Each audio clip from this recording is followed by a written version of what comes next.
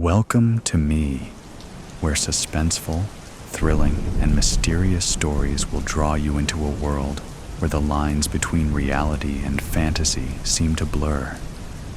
When the night falls, when all the sounds gradually quiet down, leaving only your own heartbeat and breathing, that's when these stories begin. Tensions, unsolved mysteries, moments that will make you hold your breath in fear or curiosity, all are waiting for you ahead. Find a comfortable seat, dim the lights, and let this sound guide you on a journey that is not for the faint of heart. I want each of you to leave a comment sharing where you are in the world.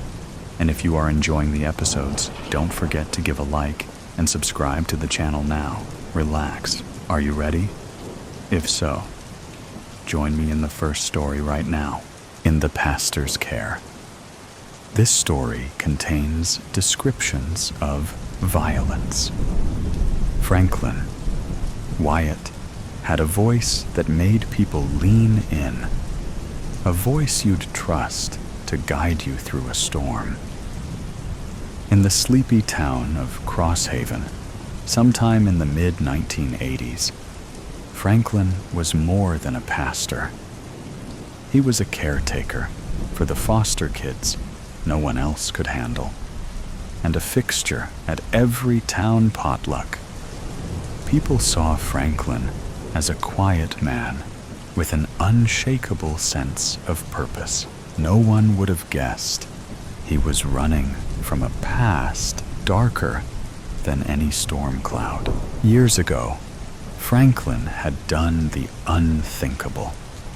He'd taken the lives of his wife, Elise, and his teenage daughter, Margaret. They weren't cruel women, but they were fierce. Too fierce for Franklin's tightly wound idea of what a household should be. Elise never backed down from an argument, and Margaret's quick wit was as sharp as a knife. To Franklin, their defiance wasn't just a challenge. It was a sign of something broken that needed fixing.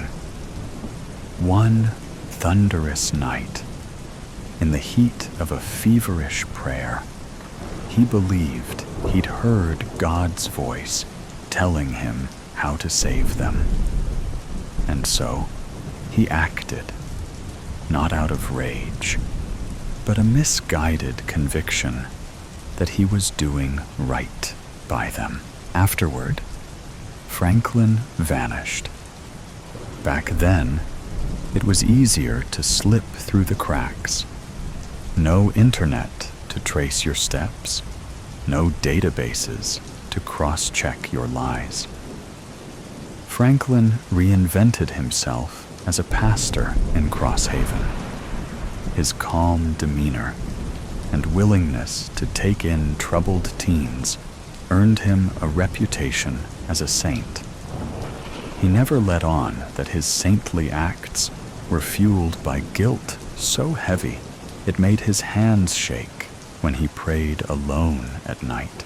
On a brisk October morning, Naomi arrived at Franklin's foster home. She was 17, with wild brown hair barely contained in a bun, and eyes that dared you to challenge her. The social worker's file described her as intelligent but confrontational. A girl who'd burned through too many foster homes. Franklin greeted Naomi with his usual warmth, extending a hand. "Welcome home, Naomi," he said. Naomi paused, her gaze sharp before muttering, "Thanks," and brushing past him into the house. Naomi wasn't one to fade into the background. She questioned Franklin's rules, skipped prayer meetings, and made no effort to hide her disdain for his sermons. The other teens adored her. Her wit was magnetic, and her boldness gave them something to admire. But to Franklin, she was a storm waiting to happen. Her defiance brought back memories of Elise and Margaret. He saw the same fire in Naomi, and it kept him awake at night. One evening, Naomi came home late. Franklin was waiting in the kitchen, his Bible open on the table, and a single lamp casting long, flickering shadows. "We have rules here, Naomi," he said, his voice calm but heavy. Naomi dropped her backpack onto a chair and crossed her arms. "What are you gonna do? Kick me out?" "Go ahead. It's not like I haven't heard it before." Franklin closed his Bible and stood, gripping the back of the chair in front of him. "I'm not here to punish you. I'm here to help you." Naomi rolled her eyes so hard, it was a wonder they didn't stick. "Save the speech, Pastor. You're not my dad, and you're definitely not my savior." With that, she turned and headed upstairs, leaving Franklin staring after her. That night, Franklin retreated to the basement, where he kept his tools and spent hours in prayer. The space smelled of sawdust and damp earth. As he knelt on the cold floor, his thoughts swirled. Naomi wasn't just another rebellious teen. She was a test, a reflection of everything he'd failed to fix before. If he couldn't save her, what did that say about him? About the choices he'd made? The next day, Franklin asked Naomi to join him in the basement after dinner. His house was quiet, save for the faint ticking of the old grandfather clock in the hallway. "I'd like to pray with you," he said, his tone steady but insistent. Naomi raised an eyebrow, her arms crossed. "What's this about?" "Finding peace," Franklin replied. He watched as she hesitated, then shrugged and followed him downstairs. The basement was lit by a single bulb that cast harsh light over the cluttered space. Franklin gestured toward a wooden bench. Naomi sat, but kept her arms folded, her eyes scanning the room. "All right," Naomi said, her voice tinged with sarcasm. "Let's hear it." Franklin stood before her, gripping his Bible. "This isn't just about prayer," Franklin began, his voice trembling. "It's about saving your soul." Naomi narrowed her eyes. "Yeah, no, I'm out." She stood to leave, but Franklin blocked her path. "Sit down," he said, his voice low and urgent. "What the hell is wrong with you?"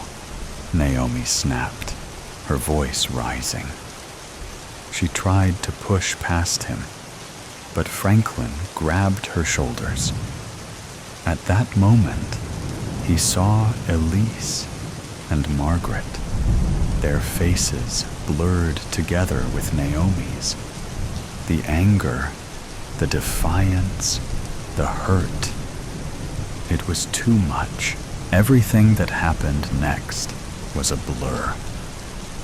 When it was over, Naomi lay still on the cold basement floor. Franklin's hands were shaking, his breath coming in short, ragged gasps. He knelt beside her, tears streaming down his face. "I'm sorry," he whispered. "I'm so sorry." The next day, Franklin buried Naomi in the woods, spinning a tale about her running away. The other teens believed him. Why wouldn't they? He was their rock, their guide. Residents of Crosshaven rallied around him, offering condolences and praising his patience. It was almost enough to make him believe his own lies. That evening, Franklin sat alone in the darkened living room, the weight of his sins pressing down on him. For a moment, he thought about turning himself in. But before Franklin could act, the phone rang. "Pastor Wyatt?" the voice on the other end said. "We've got a new placement for you.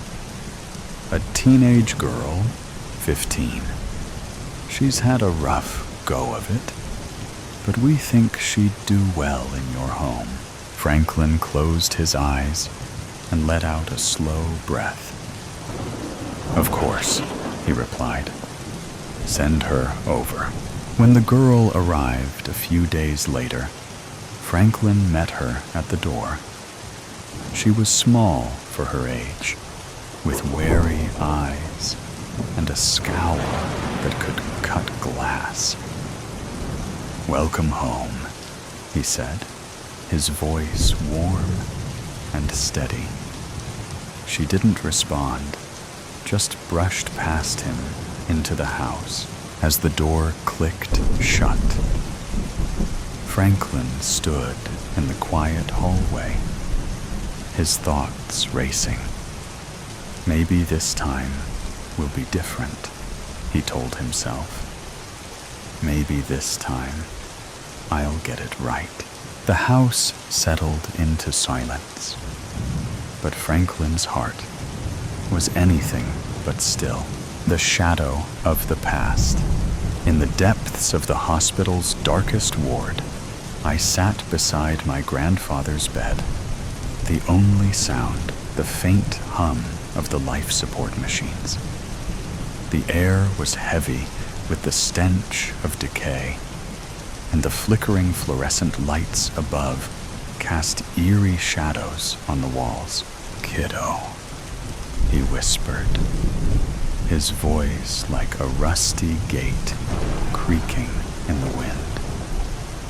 "I got something to tell you."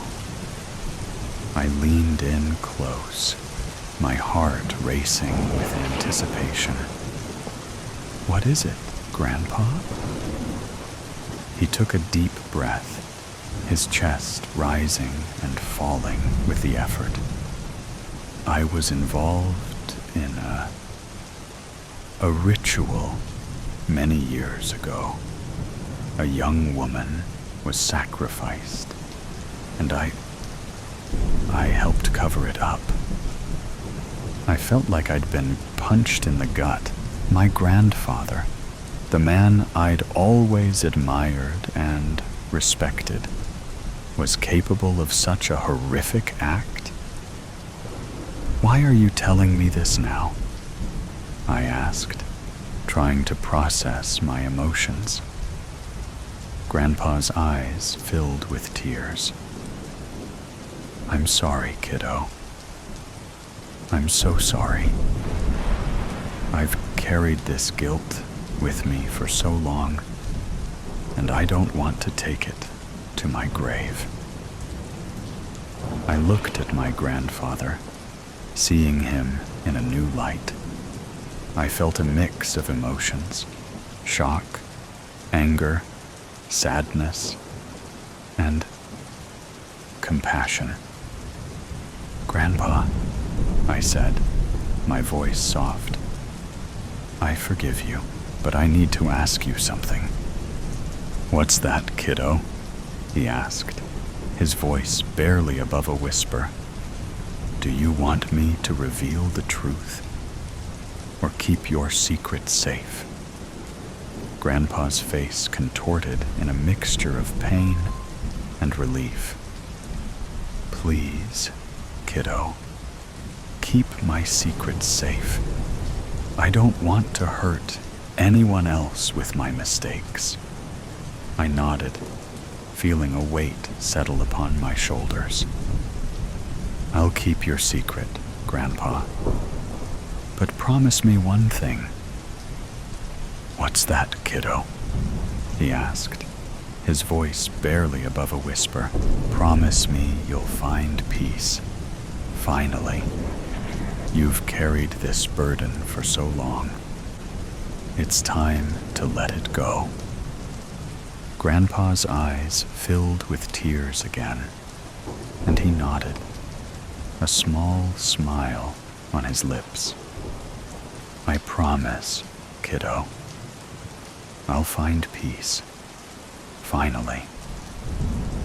As I sat there, holding my grandfather's hand, I knew that I would keep his secret safe.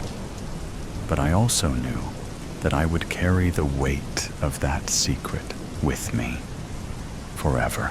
The darkness closed in around us, and I could feel the presence of the unknown, lurking just beyond the edge of perception.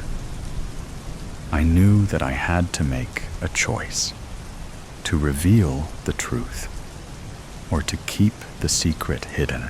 And as I looked into my grandfather's eyes, I knew that I would choose the latter. For in the world of shadows and secrets, sometimes the truth is better left unspoken.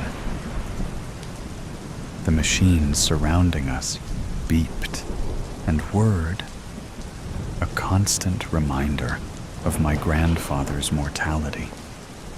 I looked at him, seeing the pain and guilt etched on his face. Grandpa, I whispered, my voice barely audible.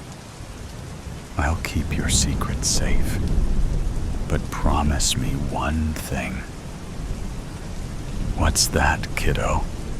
He asked, his voice barely above a whisper. Promise me you'll find peace. Finally. You've carried this burden for so long. It's time to let it go. Grandpa's eyes filled with tears again, and he nodded, a small smile on his lips. I promise, kiddo. I'll find peace. Finally. As the darkness closed in around us, I knew that I would keep his secret safe. But I also knew that I would carry the weight of that secret with me forever. And as I looked into my grandfather's eyes, I saw something that chilled me to the bone. A glimmer of evil, a spark of malevolence that seemed to grow stronger with each passing moment. I knew then that I had made a terrible mistake. I had promised to keep my grandfather's secret safe, but I had no idea what horrors that secret might unleash. As the machines surrounding us beeped and whirred, I knew that I was trapped in a living nightmare, with no escape in sight. Here is a prequel to the story, Origins, New Orleans, 1955. Etienne Lafleur, a young and ambitious occultist, stood in the dimly lit chamber, surrounded by the members of the mysterious Order of the Red Hand. The air was thick with the scent of incense and something else, something darker. Brothers and sisters, Etienne began, his voice dripping with conviction. We stand at the threshold of a new era, an era of power, of knowledge, of transcendence. The members of the order nodded in agreement, their eyes gleaming with an otherworldly intensity. But to achieve this goal, Etienne continued, we must be willing to make sacrifices, to push the boundaries of what is acceptable, of what is human. The members of the order murmured among themselves, their voices filled with a mixture of excitement and trepidation. Etienne raised his hands, and the room fell silent. I propose that we perform the ritual of the red hand, he said, his voice dripping with anticipation. A ritual that will grant us the power to transcend the limitations of the human form. The members of the order nodded in agreement, and Etienne began to outline the details of the ritual. As the night wore on, the members of the order prepared for the ritual, their movements filled with a sense of urgency and anticipation. And Etienne, the young and ambitious occultist, stood at the center of it all, his eyes gleaming with an otherworldly intensity. The ritual began, and the members of the order chanted and swayed, their voices and movements building to a crescendo of power and energy. And at the center of it all, Etienne stood, his eyes fixed on the young woman who was to be the sacrifice. The ritual reached its climax, and the young woman screamed as Etienne plunged the dagger into her heart. The members of the order cheered and chanted, their voices filled with a sense of triumph and power. And Etienne, the young and ambitious occultist, stood at the center of it all, his eyes gleaming with an otherworldly intensity. But as the ritual came to a close, Etienne felt a sense of unease, a sense of guilt and regret. He looked down at the young woman's lifeless body, and he knew that he had made a terrible mistake. The ritual may have granted him power, but it had also cursed him with a guilt that would haunt him for the rest of his life. And as Etienne walked away from the ritual chamber, he knew that he would never be able to escape the shadow of the past. Clay pigeons. It was 3 days since you last called. No, I should clarify, since you answered. Since you answered your damn phone and stopped breaking protocol. And it's not like you didn't know the rules. You needed to check in once every day. Not every 24 hours. Every day. Thursday before midnight, and then Friday, just as the day turned, counted as 2 check-ins. Yet you never stretched it like that. Always called at noon sharp. Another day where you were human and in vicinity of your landline. Mark had been huffing and puffing since day 2. But I assured him this wasn't like you, that something big and horrible and terrible must have happened.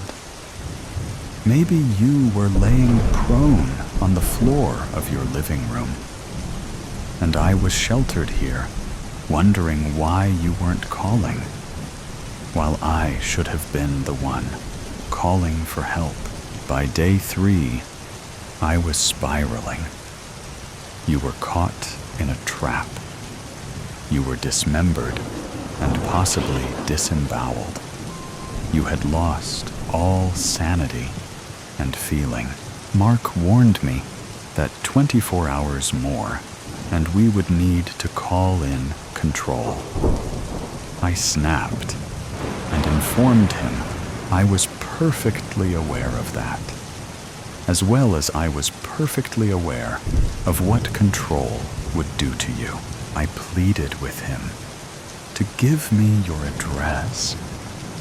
It was against every rule in the book, but I was sure he would understand. After all, you had been so diligent with it all. We never had to ask you for anything. You always did your check-ins and checkups by yourself. The phone kept ringing. By day 4, he relented.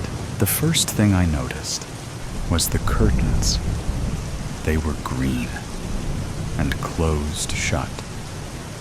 A flyer was on your porch, flapping furiously in the wind. Its pages turned, advertising deals in meat and shampoo. Your house was small, with flaying blue paint and a wraparound porch. You had plants, and their leaves were dropping in thirst. I knocked on your door twice. You had one of these old-looking knockers, leaving the smell of iron lingering in my fingernails. I don't know what I expected. A hovel, perhaps, or a burrow hole, but everything looked very human to me. Or maybe it was all an act, and you were living in the garden hut. I circled the house, looking for any signs of life, and found none. Wind chimes were swaying softly in the distance, filling the air with a clicking sound. It sounded like a clock counting down. I knew I shouldn't, and under any other circumstances, I wouldn't. But I pressed my nose to your windows, one by one, hoping for any movement or sound from within. I found myself scanning the air for the smell of your dead body. But then I stopped. Maybe I was giving you too much credit. Maybe it was all an act, and you were all the way to the border by now. Mark had given me the security key. All agency-approved houses had one, even though you never knew. It must have been horrible to know that someone could enter your house at any time. Or at least, that was what Mark had said when I asked him, and then chose not to ask anything more. The door creaked, letting in an arc of sunlight. The first thing I noticed was the mirror on the floor, shards spreading in almost a perfect diameter. The second thing I noticed was the pigeon. It flapped furiously around the couch, leaving talon marks on the fabric. The couch matched the curtains, was the first thought I had. The second one was that it was you. Veronica? I asked, and my voice trembled, because this didn't make sense. And then the pigeon talked, and it was you. Amelia! And the pigeon couldn't cry, but I swear I heard its voice break. Amelia, I can't turn back. I closed the door behind me and reached for the light switch. What do you mean you can't turn back? I can't turn back, you echoed, and flew to the mirror. Your image multiplied in each shard, until 3, 4. A flock of pigeons were staring back at me. I don't know why. You paused for a second and hoped from one tiny foot to the other. I can't remember how I look like anymore. Veronica, this is nonsense, I said, because I had to stick to protocol. It was our only chance to avoid control, after all. Have you tried your memory exercises? You have been so diligent with them. The pigeon huffed. You think I don't know that? And something about it startled me to my core. There was this animal, barely reaching up to my ankle. Yet, it was you, the 40-something woman to survive the shifting experiments, turning from a mole to a lion in the blink of an eye, and then back to human again. You had survived the monitors and the testing and the labs, only to be stuck as a pigeon. This was ridiculous. I got to my knees because, frankly, it was embarrassing to have to look down to see you. Veronica, control will be here in less than 6 hours. We need to prove them you are lucid. And most of all, human. Maybe it was because you were less than a foot tall, but your voice was very small all of a sudden. I am perfectly lucid, Amelia. As for human, there was a sound that might have been a laugh. I simply don't know how to be that anymore. Don't say that, I gasped. At least don't say that out loud. There was a long silence. And then, can I trust you? I almost laughed. You could turn into a bear if you wanted. Tear me in half. I broke into your house. I have been monitoring you every single day for the past 5 years. I was trying to beat control in its own game. The wind chime kept ringing. I can help you if you want. I all but ignored your question. I had been nothing but a surveillance camera to you for half a decade. But you have to promise me that you will turn back. Help me how? I can call the agency for you. You can do the speaking. I paused for a second. This is the reason you haven't called, right? Because you don't have, limbs? You can't pick up the phone? I sounded irrational, even to my own ears. Of course, the pigeon couldn't pick up the damn landline. It had no hands. You would do that? I would. But only if you promise to turn back by nightfall. Your voice cracked. I don't know if I can promise that. I don't know how to do that. I don't remember my own face. Nonsense, I called again. I will help you remember your face just fine. And I picked up the landline. Mark was confused, but relieved. Remarked how I had worried for nothing. And maybe I hadn't reached you yet. But as soon as you show me, you had to tell me to turn back and stop being such a fool. That everything was okay. And you were fine. And everything was fine. And nothing would go wrong ever, ever again. He sounded like a preacher, promising heaven to killers. In short, a whole load of bullshit. When he finally hung up, You flew up to the curtain rod. "Why would you do that?" you asked. And it was a brilliant question, because I hadn't the slightest idea myself. You know what control would do to you otherwise? My voice was small. I had to look up to you now. You huffed. "The collar. I know." Everyone knew. It was a terrible, horrible thing, blocking any shifting until deemed appropriate again. Stuck as a human forever. Surely not such a terrible fate, as I had been stuck as a human from the moment I was born, and would likely remain one forever. Yet, why be a human forever, when you could be a different beast every hour? Yet, why be human at all?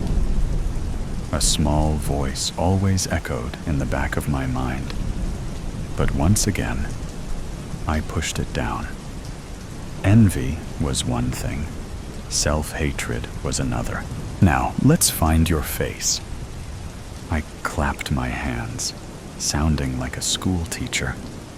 This encounter had to take a pleasant turn somehow, even if I had to grab it by the reins to do so.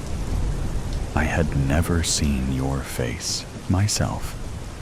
To me, you were just Veronica, a first name on a paper, and occasionally a voice in my ear.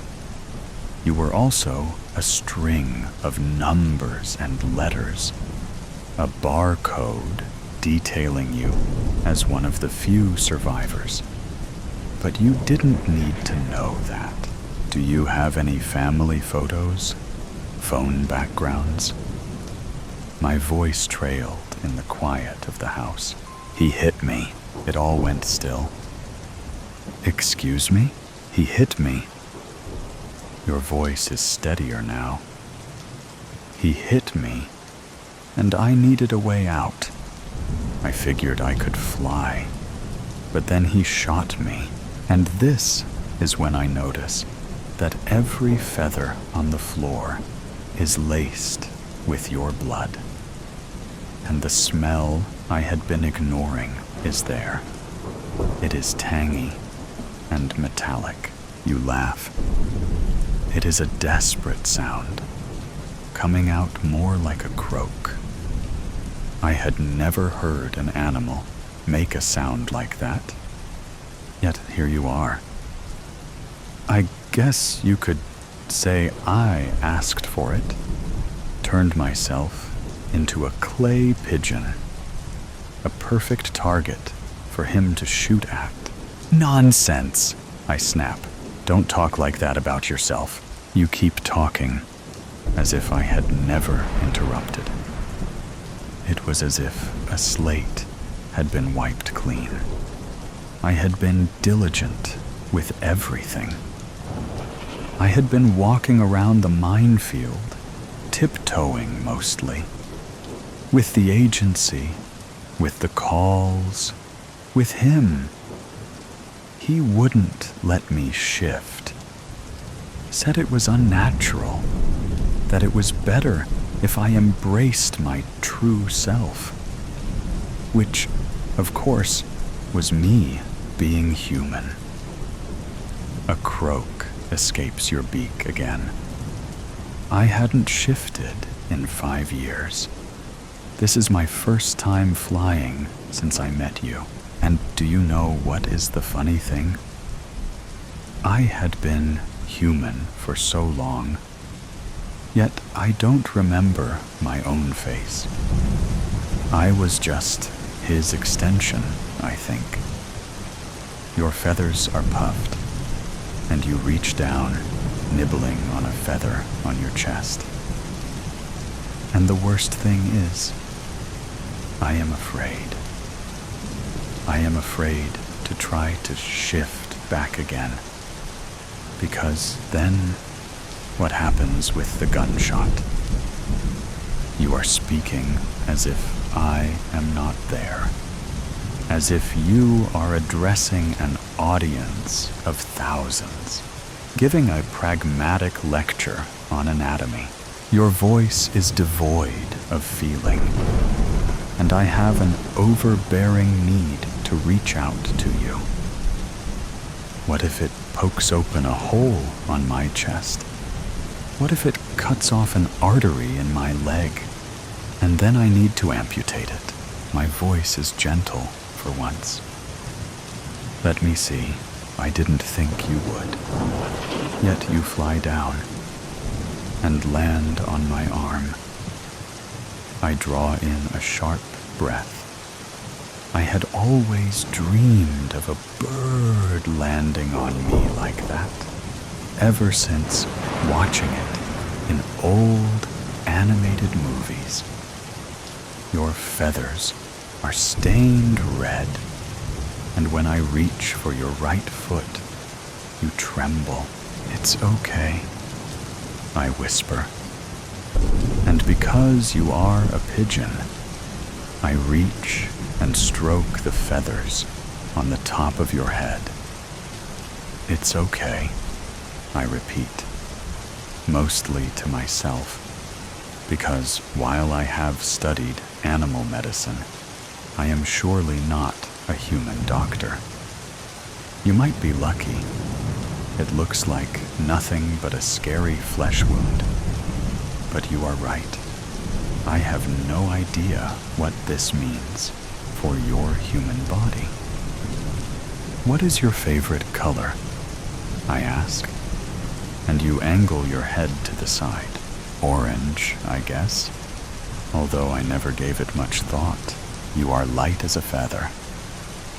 Why orange? I love the sunrise. All is dark. And then there is orange. And then there is a new day. That's a lovely answer, I say, because I need to tether you back to yourself. What do you remember of your mother's eyes? And then I curse myself because you grew up in the academy.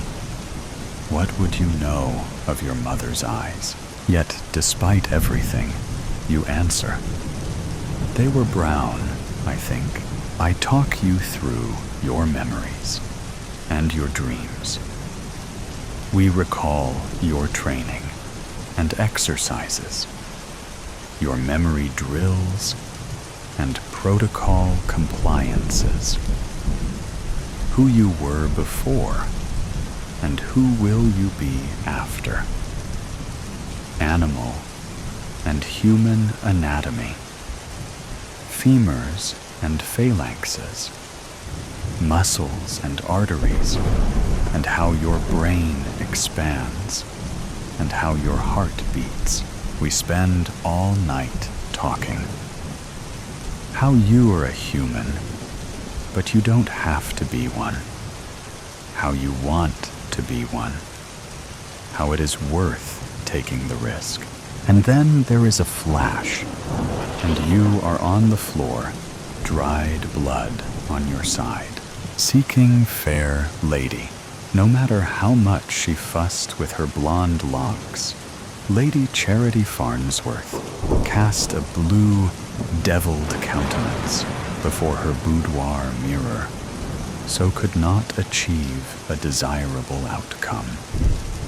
She finally relinquished the brush, tossing it to the makeup-strewn vanity as she thought to herself, whatever am I to do? My father has forbidden me to ever entertain my beau, Sir Riley, in any genteel ton company henceforth. He doesn't understand the depths of our love for one another. What is the point of attending yet another tea or ball in pretense of making a match, when in my heart of hearts, the perfect match already exists? There is none other I would ever want to be yoked to. Why can't Father forgive our innocent indiscretions in the garden and offer Sir Fenwick another opportunity to win his graces. So what if he saw us kissing, giving up? She flung her arms out wide, then buried her face in her hands as she sobbed. Presently, a cautious knock sounded at the door. "Oh, Charity, dear," came the voice of her father. "Let me in to see how you look. You'll be meeting some exciting, eligible bachelors tonight. You must be ready. It is time to be going." "Oh, one moment, please. Be right there." She slipped a silky robe over her shift and opened the door. "Charity, where is your maid? You are not near ready to go, and your face is a disgrace. Whatever is wrong with you?" She couldn't help herself. She encircled his neck with her forearms and cried on the shoulder of his wool spencer, smearing it with rouge. "Please, Father, I have no desire to meet any other man. I only yearn for my true love." "Do you mean that insufferable rogue, Fenwick? He treated you like an adventuress. No respect for you or myself. I will not be bamboozled by the likes of him. You deserve a man of honor, the kind that will be at the gala tonight. Now get into your gown. As long as you are under my roof, you'll abide by my rules. I'll pick out a suitable mate for you, one that will be an advantageous coupling. End of discussion."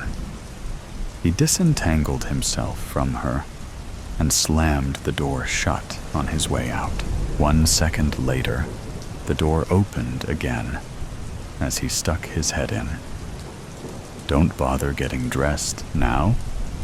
We would be late. I'll simply bring home some lucky fellow with me. You'll meet him when I get back, and we will have a ceremony this weekend to make you his wife. That'll put an end to your nonsense." Once he left, Charity wailed louder than ever. "No, no, no. He can't do this to me." She collapsed on the bed in tears. Meanwhile, out in the garden, Sir Riley crouched behind a leafy rhododendron, watching for the carriage to leave. It surprised him to see Lord Farnsworth was alone. That meant chances were good that Charity would be alone inside as well. He had ridden along with his partner, Sir Carlton Winslow, when he came to escort Dowager Countess Diana Honeyfield, Charity's aunt, out to dinner. His hope had been to follow Charity and her father to whatever event they had planned for the evening and try to win an audience with the Lord, to apologize for his behavior at their last meeting. This turn of events was even better. Dare he approach his fair maiden to pick up where they left off? He had gained great strides in having his way with the lass before her father had discovered their secret rendezvous in the dark garden and forbade them to see each other ever again. It was a risky plan, but with aplomb, perhaps fortune would smile on them, and her father could never deny them, given the right circumstance. His heart was pounding. If he could just get inside and convince the fair maiden to let him come inside also. His hands sweated as he hoisted himself up the giant oak that spread branches out toward what he was sure was her dressing room window. Twigs snapped and leaves rustled. Hopefully, no servants were close enough to hear his clumsy ascent. When in position, he could peer through the gauzy curtains and see her sprawled on the bed, wearing little other than a flimsy robe. His excitement heightened. He threw twigs to ping on the glass and cautiously called out her name. What? What was that noise? I miss Riley so much. It is as if I can hear him calling to me. She stretched up from the mattress, allowing the robe to fall away, exposing more tender flesh. Then she realized where the noise was coming from and ran to the window. She couldn't get it opened fast enough when she saw her love clinging to the branches. Soon he was within her grasp, and they clung to each other. Mouths searched and found one another. Fingers fumbled at clothing till it fell away.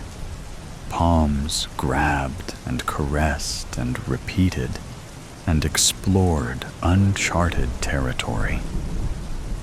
He picked up her trembling body and carried it to the bed, gently placing it as he wordlessly asked permission to envelope her. She willingly granted access and likewise enveloped all of him. They brought each other to tottering heights, crashing deliciously down, and climbed again and again, becoming one with each other. Let no man put asunder, losing all sense of time and space. They belonged to each other. They were in total bliss until Charity. It is your father. I have someone you need to meet. He will soon be your husband. I am giving him your hand in marriage. Come out at once. Charity wilted in Riley's arms. You mustn't be caught in here. He'll kill you. Then he'll kill me, slowly. I know the kind of man he would choose for me. Nothing like you. Climb out, please, she whispered. I'll not give you to another man. I'll face those barking irons if I must, but you belong fully to me now. We've been caught red-handed, but we've done nothing wrong. No apologies anymore. I'll make you an honest woman. We'll visit the Amen curler tomorrow. We love each other. Your father has to see that now. No swell will have you after tonight. I'm not sorry. He kissed her quickly and slid out the window just as her father opened the door on her nakedness beneath the sheets. 1600, November 28, 2024. Subterfuge. Suitors precariously climbing trees and pressing their suit. Ripped bodices. Hot kisses. Near discovery. I nearly swooned. What more could possibly befall our hero and heroine? Be still, my heart, and wait impatiently for the next installment of All's Fair. 1640, Nov 28, 2024. So glad you approve. Thought about changing ending to where she climbs out with him, and they disappear too? Haven't entered it? So think it is okay to change. Happy Thanksgiving. Reply. Edit. Delete. Upvote. Downvote.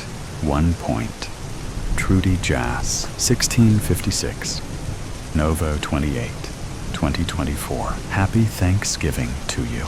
You could have her slip out before she meets what's his name, or in the day, or two before the wedding. Auntie could have a little tea party for her, and off the Jersey, or Gretna Green they go. Reply. Report, upvote, downvote, 1 point. Mary Bendixson, 2055. Nov 28, 2024. Right on. Reply. Edit. Delete. 36. Nov 28, 2024. Your story has a lot going for it. It's dramatic, emotional, and packed with tension, all of which make for an engaging Regency romance. Charity's despair and her father's overbearing nature are written in a way that makes the stakes feel real. It's clear how much is on the line for her, and that emotional pull keeps the reader invested. I love how you've woven in Regency-era details like Spencer, Ton, and Almond Curler. Those touches make the world feel authentic as without being overwhelming. Charity and Riley's relationship feels passio. Reply. Report. 1644. Novi 28. 2024. So appreciative of your comments. Was considering changing the ending to her climbing out with him to the unknown. What do you think? Happy Thanksgiving. Reply. Edit. Delete. Upvote. Downvote. 1 point. Rebecca Lewis, 1808. Nov 29, 2024. Happy Thanksgiving to you as well. I think having Charity climb out with Riley could be a powerful ending. It adds an extra layer of defiance and agency to her character. It would show she's willing to take control of her own fate instead of being trapped by her father's demands. Plus, it leaves the story on a romantic and adventurous note, with the two of them facing an uncertain future together. That kind of ending would feel satisfying and true to the passion you've established between them. If you decide to go that route, you might want reply. Report. Thanks again. I wrote another Too Cute episode last night that sort of fits one of this week's prompts. After reading the new prompts, I think I will pull the fair story and match it with a new prompt. Even though it has several likes, which I will lose, I didn't enter it into contest, so it should be okay to do. Have more family events today, but hope to get this done. Reply. Edit. Delete. Upvote. Downvote. 1 point. Leslie Mamela, 1105. Nov 28, 2024. Well done. I am ready to hear what happens next. Reply. Report. Upvote. Downvote. 1 point. Mary Bendixson, 1653. Nov 28, 2024. Glad you liked it, and thanks for the follow. Have you read the previous episodes, all with fair in them, that lead up to this fiasco? We'll get back to your work after today. Happy Thanksgiving. Reply. Edit. Delete. 2020. Nov 28, 2024. Not yet, but I will. Happy Thanksgiving. Reply. Report. Upvote. Downvote. 1 point. Thomas. Wetzel. So 749. Nov 28, 2024. Your writing is so sophisticated, I can barely understand half of it. I just know it's awesome. You are so good. I'm gonna go watch every episode of Downton Abbey, and then come back to reread this and see if I can actually appreciate it like an intelligent adult. Happy Turkey Day. Reply. Report 1649. Novi 28, 2024. Gobble, gobble to you too. I don't know about sophisticated. I am only winging it on this ton stream, but glad you like it. Reply. Edit. Delete. Upvote. Downvote. 1 point. Lady Coretta. Stevenberg. 0502. Nov 28, 2024. Always a good read. Reply. Report. Joe 533. Nov 28, 2024. Thank you. Reply. Edit. Delete. Upvote. Downvote. 1 point. Alexis Araneta. 1748. Nov 27, 2024. An adorable continuation of your series. Lovely work. Reply. Report 1931. Novi 27, 2024. Thank you. Do you think of this as the finale, or does it go on? Reply. Edit. Delete. The psychiatrist. I closed my eyes, ignoring the loud courtroom around me. Smacking of a woman in the back's gum chewing, fast typing of computer, closing and opening of doors in the back of the already full room. Clicking of photos being taken, yelling of lawyers arguing, banging of Judge Lewis's gavel hitting the hollow wooden desk. How did I get there? How did one misstep cause me to be the one standing there awaiting death or life imprisonment? No matter what I chose, it was the end for me. So couldn't I have given up instead of going down screaming? No, I couldn't have. Because that wasn't me. I heard the judge's raspy voice echo across the small courtroom. Silence, he hollered.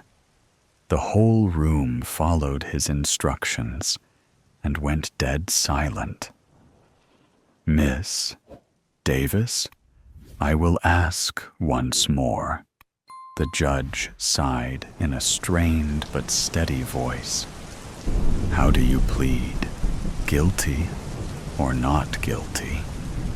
His voice faded slowly, like he was on edge. I paused, still holding my eyes securely shut. His strained, groggy voice gave me the feeling he was tired, angry, annoyed, and possibly sad. The way his jaw moved very gently and seemed clenched, even when he spoke, was a curious realization. Though when he did speak, normally His voice was slow and dull, which was pretty normal for someone his age. But still, I knew something was wrong. He had a small wedding band on his right hand that was slightly rusted around the edges, married for 30 years at least. He had bruises covered by a tattoo on the back of his same hand, which I noticed immediately after. It was new, practically 3 days old. Gone, but never forgotten. It read next to a small signature. I thought back more to the tattoo. JLJ, the signature read. Was it short for John Lewis Jr., the judge's son? The judge was grieving, not tired. He seemed so gloomy. I leaned my back against my chair, only to feel a soft vibration. So I listened. A uniformed officer behind me was tapping her foot on the floor quickly. Not normally, though. It was like she had somewhere to be. Nevertheless, it wasn't enough information to know for sure. Officer Howard had walked me in there, so I must have seen more. I remembered the way she walked, with a small limp on her left side. And when I asked her what courtroom we were going to, she responded angrily, like she was frustrated with a simple question. During the entire opening remarks, I kept hearing her heartbeat in the silence, and it was beating fast. But why was that? Was she nervous? Perhaps anxiety? No, that wouldn't explain the limp. That's it, I thought. Pain meds. She was taking them for her knee, but they were causing an addiction.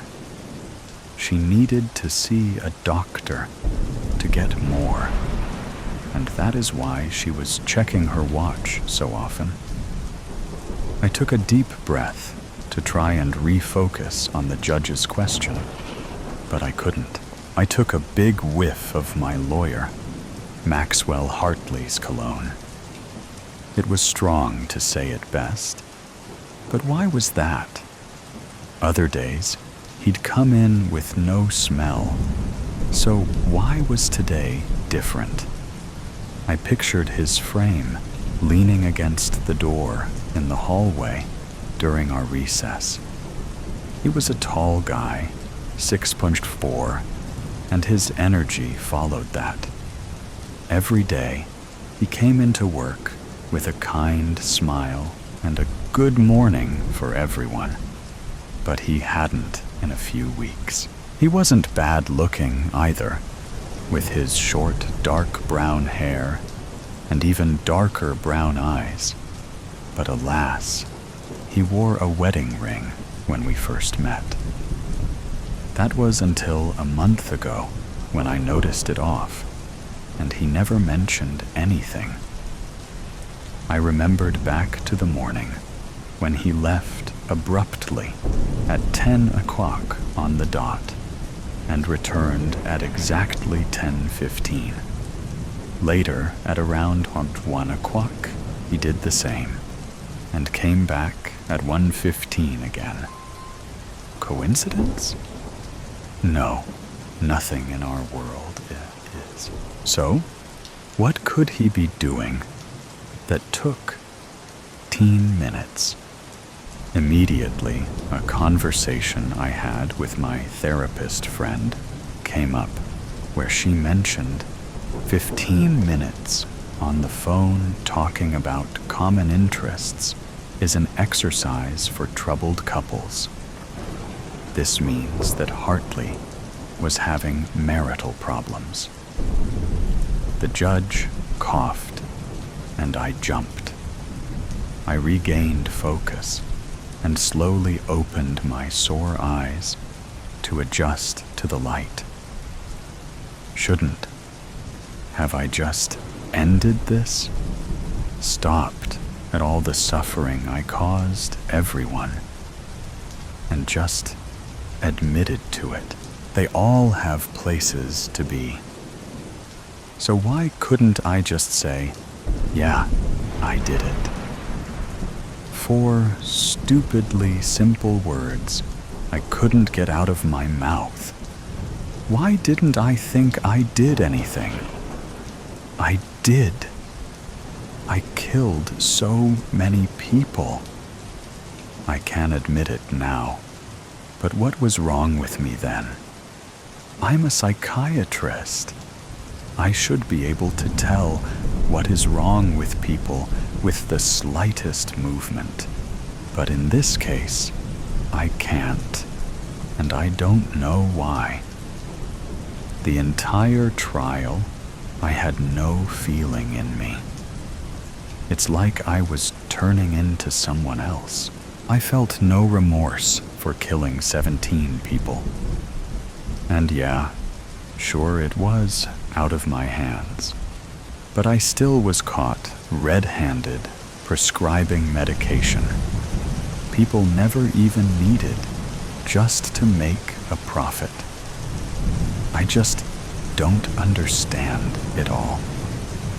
I have studied the brains, body languages, and emotions of thousands of people for most of my life. Yet somehow, I can't find out why or what happened to me. I was a good person before all of this. I had friends, an amazing career, a life, and a family. So how could one bad decision make me want to drive that all away? The answer, you may be wondering, I will never be able to give. I shot out of my chair fiercely. Not guilty, Your Honor. The whole courtroom gasped out loud. I plead not guilty. Confessions of the Wicked. Trigger warning. This story contains mentions of suicide, murder, SA, and drug abuse to whomever it may concern in the future. I must confess, Lisa clutched the letter tightly in her trembling hands, her heart racing as she tried to process the words before her. Each sentence felt like a distant echo, her mind struggling to comprehend the reality they presented. The ink on the paper blurred into a haze as she stared at it, as if it were a passage from a dramatic novel rather than a message meant for her. One shaky hand dropped to the desk, the wooden surface cool against her palm, while the other instinctively covered her mouth in a futile attempt to stifle a gasp. A powerful wave of dread surged through her, leaving her muscles taut and aching with anxiety. Feeling an urgent need to escape the suffocating atmosphere, she pivoted on her toes, her breath coming in quick, shallow gasps, and made a fast beeline for the door, desperate to put distance between herself and the shocking revelation contained in that letter. Her mind raced wildly, grappling with the cruel reality of working in the very prison where her brother had been a devoted inmate for the last 10 years. The stark, cold walls echoed with memories of their shared laughter, now replaced by a haunting sense of despair. Every day, she poured herself into her work, driven to the brink of insanity, as she navigated the complex legal system, desperately seeking a way to free him. Yet, in the quiet moments, a dark shadow loomed over her thoughts, the chilling possibility that all her efforts might still fall short in saving him from the fate the letter she held had predicted. She remembered the moment she first heard about her brother's arrest in South Korea. A wave of despair crashing over her. Confusion and heartbreak gripped her as she tried to fathom why he had been taken from her. In those early days, she had poured herself into studying the laws of both Korea and the United States, desperate to understand the gravity of the 24 murder charges and 2 counts of attempted murder he faced. Late nights spent poring over legal texts had become her refuge, each page turning fueled by an unwavering determination to bring him back and piece together the chaos that had upended their lives. The murders occurred in the United States, which ultimately led Lisa's family to seek refuge in South Korea. They were fleeing the shadows cast by a chilling truth. Richard was a serial killer. Disturbingly, Lisa's parents were aware of Richard's dark nature long before the FBI uncovered his gruesome activities. He had confided in them, revealing his violent tendencies and chilling declaration that he would continue his spree regardless of the consequences, even if apprehended. Richard's descent into darkness began at a young age. When he was just 17, he was discovered covered in blood at a crime scene, a scene that would mark his 3rd murder. This incident forced him to come clean about his heinous actions. Under pressure from law enforcement, Richard detailed each horrifying crime he committed, recounting events with a disturbing calmness, as if sharing mundane stories instead of the tragedies he inflicted. For Lisa's family, the awareness of his twisted mind and the violent past they were escaping only deepened the turmoil they felt in their new home. Their parents seriously thought about turning him in to the police, but then they saw Lisa. How could they abandon their youngest? Their son had taken lives. It's infuriating to think they were so desperate to protect him that they convinced themselves he could get away with it, claiming self-defense. And if that failed, they had the audacity to believe he could plead insanity. It's maddening. They were determined not to let their family suffer the consequences of his monstrous actions. They had fought hard for their so-called American dream, and now they were willing to ignore the reality of murder just to keep it intact.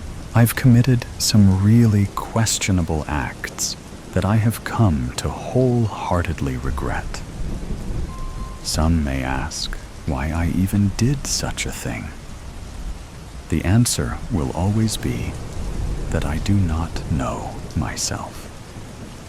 You can call it an insatiable urge. Lisa stood before her brother's cell, her heart pounding in her chest as she fought to steady her breath. Each inhalation came in shaky increments, a desperate attempt to keep her presence unnoticed in the cold, dimly lit hallway. She searched for some sort of implication to give truth to that letter. All that was in the cell were her brother's two very active cellmates. They slept serenely, coddled up like children against the wall of their respective bunks as she tightly gripped the cold metal bar of the cell. An electrifying tension filled the air, causing the inmates to stir in panic. It was as if a primal instinct had been awakened within them, leading them to believe they were suddenly thrust into a perilous struggle for survival. Much like the brutal realities one often faces in the dark corners of the slums, the brawny ginger had his eyes wide and red with irritation. He almost flew from his frame from the banging that Lisa's small palm had brought to life with a touch. The other, smaller but still muscular, had softly turned himself over, almost unbothered by the verbal intrusion caused by the one female CO showing up at their block in the dead of night. There was only a lustful glare there. She sighed and glared at them, her stare demanding to see the last person in the shadows. She hoped from the bottom of her heart that her brother would creep up from behind the twin bunks. A silence made static pass through her ears, and her brother didn't emerge. Instead, that small inmate crept from his laid-down position and mirrored Lisa at the entrance to the cell. He breathed hard with a tangy output, showering Lisa's face with disgust. She scoffed as she pressed on her heels, steadily taking a step back. To Lisa, the inmate in front of her looked like a starved beast. She often saw the man in front of her teaching other inmates how to cope with their new life in prison. As an inmate himself, he should not have had the right to do so, but his compassion and leadership led people to look up to him. He was honestly the sweetest man that she could claim she met in prison. Even her brother had more spine than muscle. One day, Lisa decided to ask him why he was still in prison. He explained that same night that he received a life sentence after being caught. He admitted that when he was free, he kidnapped and tortured an uncomfortable amount of transient women. He said something along the lines of, "God has no respect for harlots." Maybe he was insane, but he claimed he was a respectful man of the Lord. In the state he stood in now, he was the pure antonym of the nice guy persona he usually shows. His eyes rested half-lidded and bloodshot. His gaze lingered on parts of her body with an unsettling desire. Although his hands gripped hard on the bars on either side of her face, he looked ready to topple over with a single misstep. He mumbled to say something, but she was only able to understand the slurring of an accused drunk. Realizing her presence made no difference to anyone in the vicinity, she sucked in as much as she could and ran off with that breath held within her chest. The letter felt as if it was coming true. I want to see the chaos from the front seat. Such a massacre has been my dream since becoming a person of power. I can do it, so why not? For 25 years, I have gotten away with enough wrongdoings to make the boy M killing tonight look like a saint. He's been a serial killer since childhood, but he's merciful in the sense he ends their suffering. However, Lisa rushed through the halls with her hands clasped around her keys. She glided past cell after cell with nothing standing out to her until she heard a muffled bang come from the prison's watchtower, cantered in the lunch area on the first floor. She crept up to the door and reached for the knob. A sharp pain ran through the muscles in her wrist. Her eyes closed for the moment of impact before she opened them to see her brother in nothing but his worn-out, once white, prison boxers. His eyes were wide and the same shaded red as the other inmate she had seen up close. His entire face was morphed into fear itself. Lisa had never seen him look like this. Richard fell on top of her, breathing as if he just escaped a nasty waterboarding session. Except he wasn't wet. He was covered in oil. She froze in place, a fathomable confusion filling her expression. The room grew more tense as Richard only stared for a moment and opened his mouth, inhaling and howling. He then pushed off Lisa's chest and sprinted away, never turning to look back. His destination seemed unclear. It just looked like he wanted to get as far away as possible. At first, she found the cowardice retreat understandable, because it made sense. The only time a prisoner would get to enter the watchtower was if they were in trouble and about to receive some sort of punishment. My morals have morphed over the years. I'm not an old man going senile.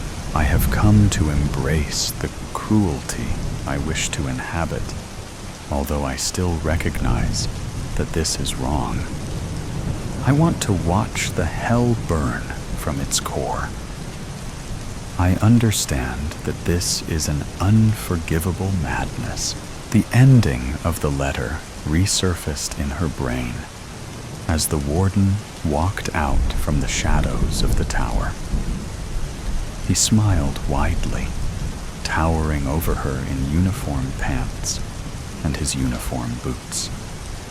He lifted his hand with his gun pointed to his head. She stared in horror as her brother's howling continued like a dog whistle. Before she could catch up with herself, the gun was fired and a bullet went straight through the warden's skull. So I write this letter to let you know that I will be taking my own life after have fun. And I take the boy's. His body fell limp, and the alarms finally took away her silence. She stared at the body, and the next 4 hours of her life passed in a blur. She was taken into emergency care and treated for substance abuse, just like everyone else in the prison. Even though she had accidentally saved her brother's life that night, it was already too many deaths, too late. The world had already been spoon-fed the confession of the wicked, the inheritance. Christ, Beck snapped, giving a start. Before her stood a tall man in a butler's suit. His lips curled, and he lifted a sardonic brow as he gave a small, mocking bow. Her eyes moved from his oddly fat feet up his short, sturdy legs, where the tail of his coat hung below his knees, and moved back and forth in the slight breeze. His hips were narrow, but his long body widened into a thick paunch. Then his chinless head squatted on shoulders, no wider than his girth. His long, thin nose occupied his face. "You frightened the bejesus out of me. Who the hell are you?" she asked. "Who is this? And why is he inside my aunt's house? And why is he dressed in a black suit straight from the early 20th century?" His smile widened into a toothy grin. "Falstaff, the butler, at your service, ma'am." His hooded eyes blinked slowly, and he bowed again. The man was repulsive to look at, but Beck was drawn into the dark depths of his strange eyes. With an effort, she broke their gaze. Auntie had a butler? She never said. Over the years, Beck had kept in contact via letters. Aunt Bess didn't own a computer, and now Auntie was gone, presumed dead. That's what the police said. It was obvious to Beck that they had given up hope of finding her great-aunt. Falstaff cleared his throat to reclaim her wandering attention.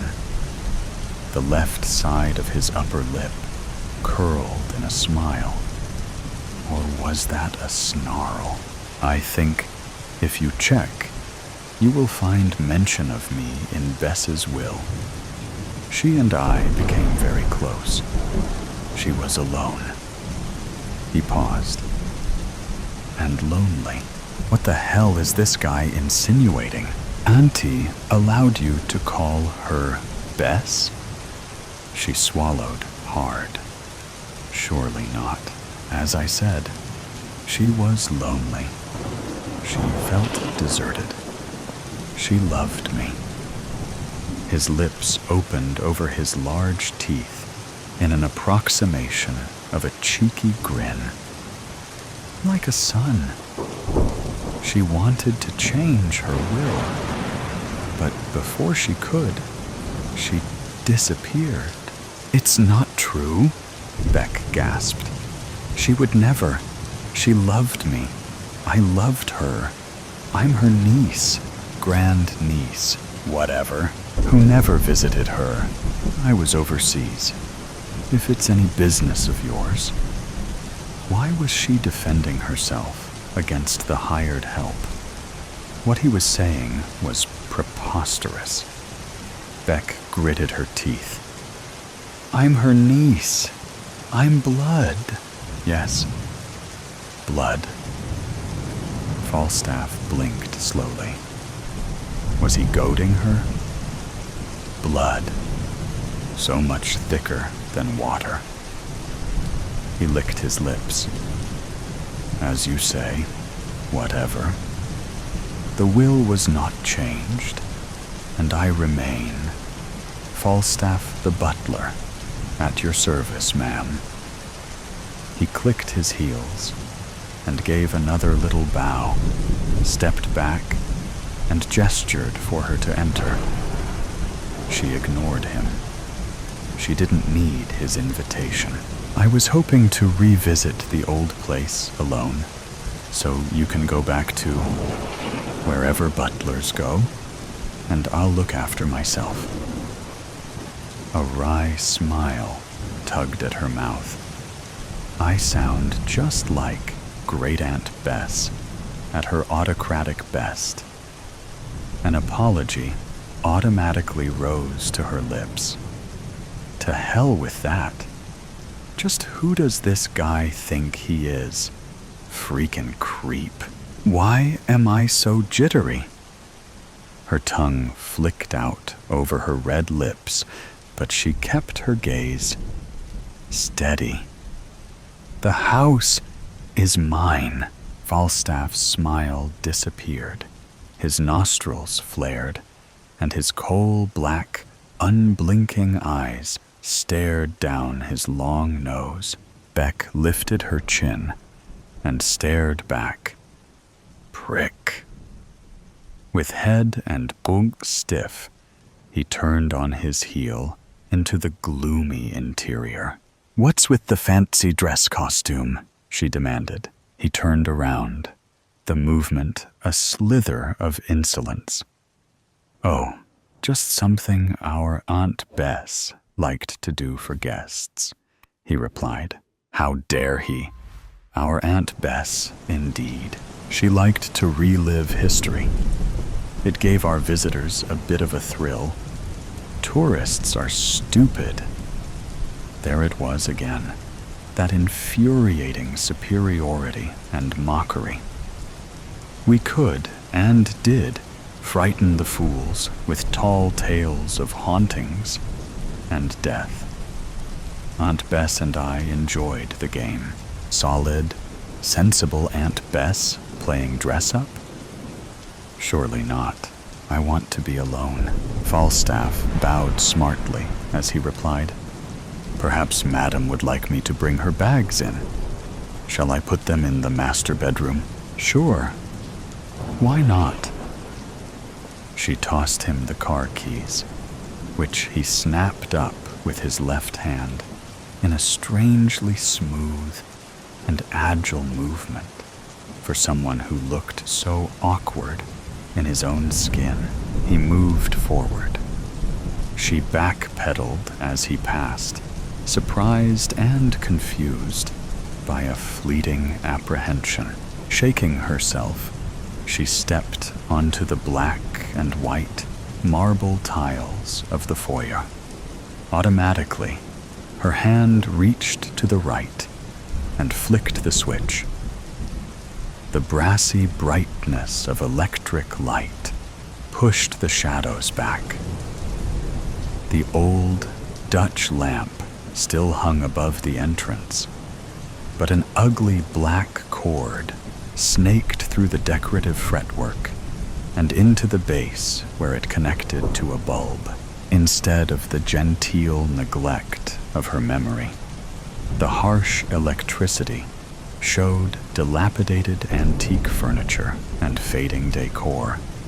She threw her red bag onto the armchair, making a bloody splash against the faded green velvet. She kicked off her red stilettos, making a matching puddle on the floor. She noticed a dimmer switch and twisted the knob. "That's better." A smile curved Beck's mouth as she gazed around. Her mother had brought 8-year-old Becky here to live, just for a few weeks, until after the divorce.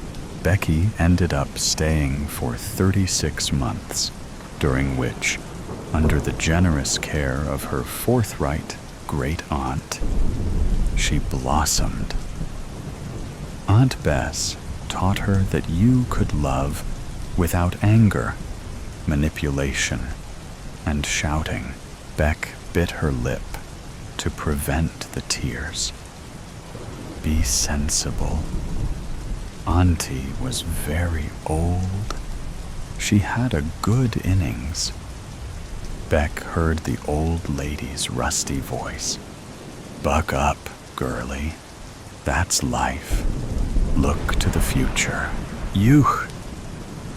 Beck wrinkled her nose. What was that disagreeable, swampy smell?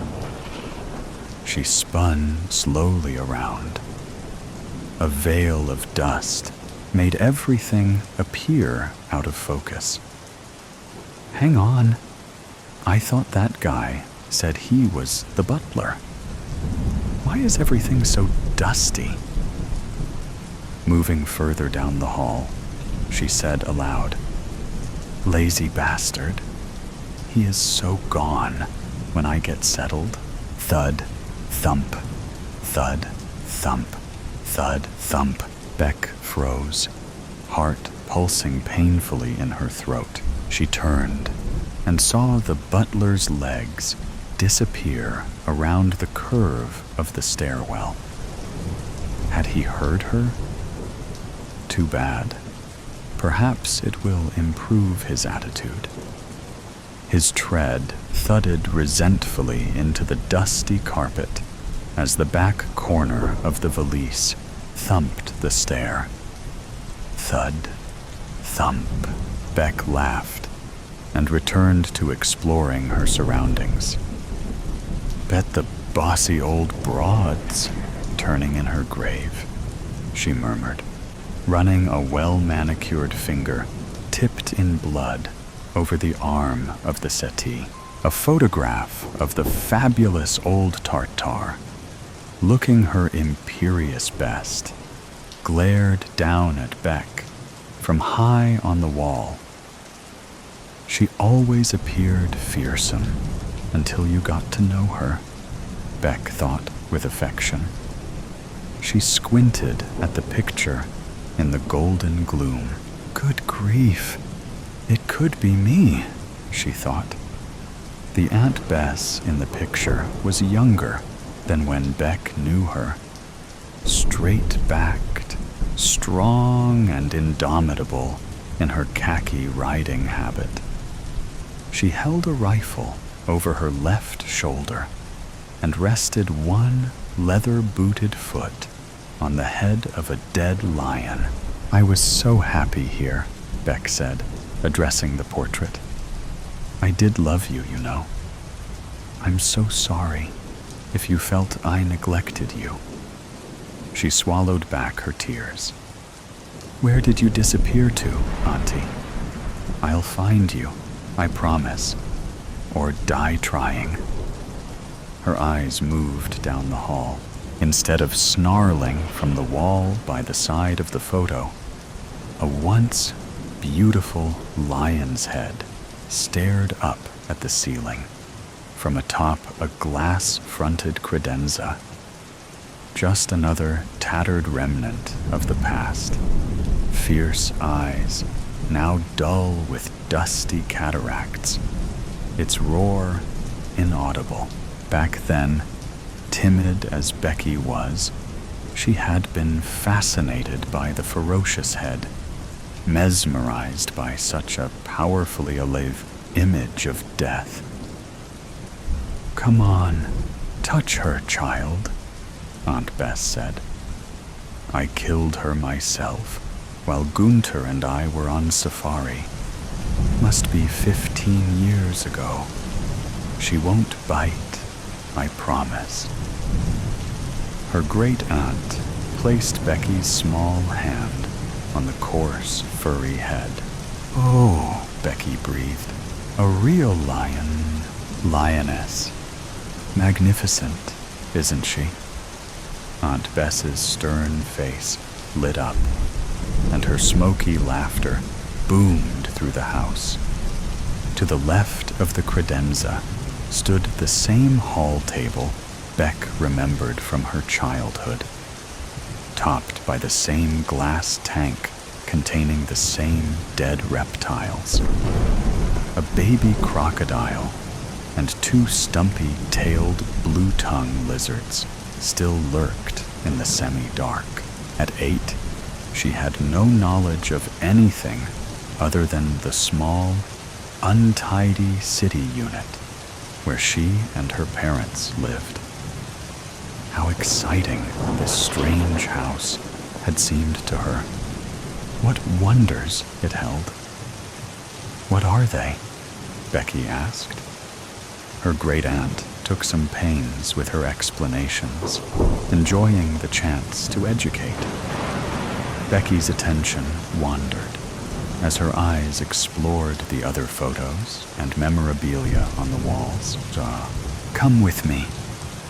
Aunt Bess grabbed the little girl's hand and led her to a door hidden behind the staircase. Open it, she commanded. Becky looked up. Go ahead, her aunt encouraged, her eyes promising excitement and adventure. Becky's hand turned the large metal knob and pulled the door's heaviness wide. They descended into the cool cellar. Along with the root vegetables and pantry shelves loaded with preserves and pickles, stood a long glass case containing an enormous saltwater crocodile, caught mid-snap. That's the croc that got my Gunter. I plugged the bastard right between the eyes, I did, Auntie said. Too late to save Gunter, though. She paused. In the end, I couldn't bear to have the horrid creature on display upstairs. But neither can I get rid of him. He is my last contact with my darling Gunter. They are one. The creature was repulsively fascinating. He had a long snout, hooded eyes, and a wide head jammed onto his body, which widened out around his middle and tapered down to a long tail. Becky squatted down near the huge reptile's head. Its open maw was full of vicious-looking teeth. His eyes looked alive. He was hungry. He was angry. He wanted revenge. Arg! Becky jumped up and hid her face in Aunt Bess's skirt. What on earth's got into you, child? He's alive. He wants to eat me. Her aunt wrapped her in a warm embrace and gave a laugh. You silly goose. He is quite dead, I assure you. Come on, time for cordial and cake.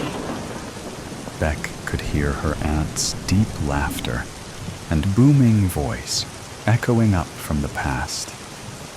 A shiver of apprehensive excitement tingled her spine. Is the beast still down there? She turned to her left. Beck sucked air, felt her bladder contract. Falstaff stood in the doorway, watching her.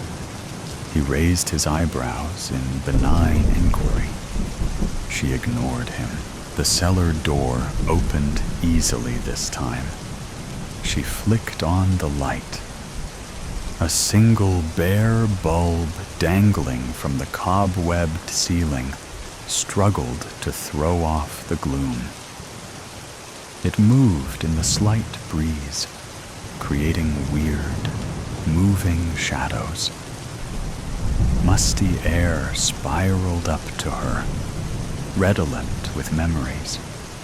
The rough, strong feel of Aunt Bess's hand, the smell of earthy vegetables, the sharpness of pickling vinegar, and the sight of that amazing creature, so dangerous, so dead. With a dry mouth, Beck ducked her head and thudded down the dusty, wooden stairs. The glass case was empty. The lid hung to one side. The outline of the creature was clear in the dust, as though he had only recently vacated his glass coffin. Where had he gone? Beck's nostrils flared, assailed by a fetid, swampy miasma. She searched the shadows, half expecting to find the reptile hiding in their depths. Idiot, she mocked herself. A noise rustled behind her. She swung to face the stairs. A shadow stepped forward. Jesus, Falstaff. She clenched her hands and spoke through her teeth. You nearly gave me a heart attack. I am sorry I startled you. Falstaff's oily obsequiousness belied the glint in his dark orbs. He gave a snort, showed his teeth. Beck stared into the reptilian black of his expressionless, hooded eyes. Her pupils dilated. She found herself unable to move, unable to think. He stepped closer, brought up his hand. Cool leather caressed her face. The cobwebbed light flickered, giving his movements a jerky, surreal effect. She smelled the earthy, overpowering maleness of him. Her senses reeled. Time held its breath. What you want? Beck forced the words from her constricted throat. Just you, he grunted. My Becky. She moved her head from side to side. No, you've always known. You, the last remnant of Bess, Falstaff hissed. He lifted his other hand, placed it at the base of her throat, where her carotid pounded irregularly. His grip tightened. Goose flesh prickled Beck's spine. Her heart fluttered in its bony cage. She couldn't withdraw her gaze, couldn't move. He brought ice-cold lips down.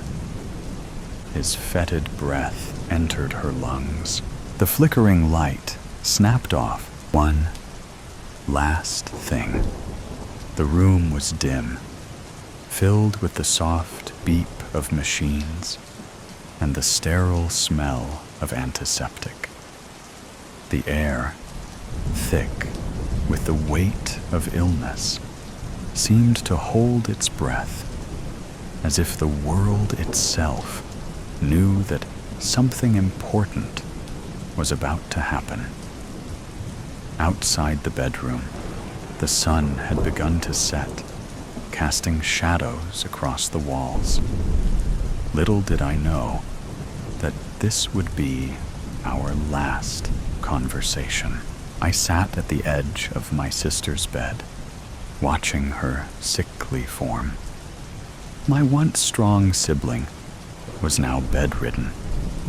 She was barely recognizable under the thin hospital sheets. The illness had taken all of the color from her face. The pain had made her quiet. Her usual loud laughter was now replaced by a smile that barely reached her eyes.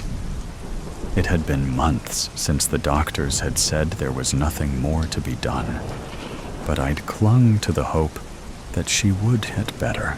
Hope, I had come to realize, was a luxury we couldn't afford anymore. I saw my sister every day after work. I would talk to her about everything that happened at work and some family gossip.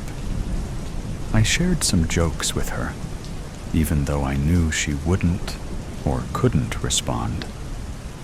The hospice nurse said to expect her transition any day, but honestly, I didn't. I just wanted my oldest sister back. But nothing surprised me more than what she said to me one afternoon. She turned her head towards me and opened her eyes. She grabbed my hand as she tried to get the words out. Claire, she said, her voice cracking. There's something that I need to get out before I die.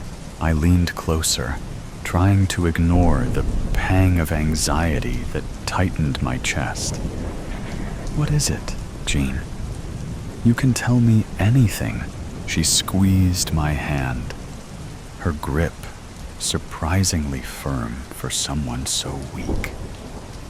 Her eyes held a gleam of urgency that I hadn't seen in a long time. I got to get this off my chest. It's bad, very bad. You will think that it's something terrible, something unforgivable. I stared at her, not sure how to respond. The words felt like a weight pressing down on my chest.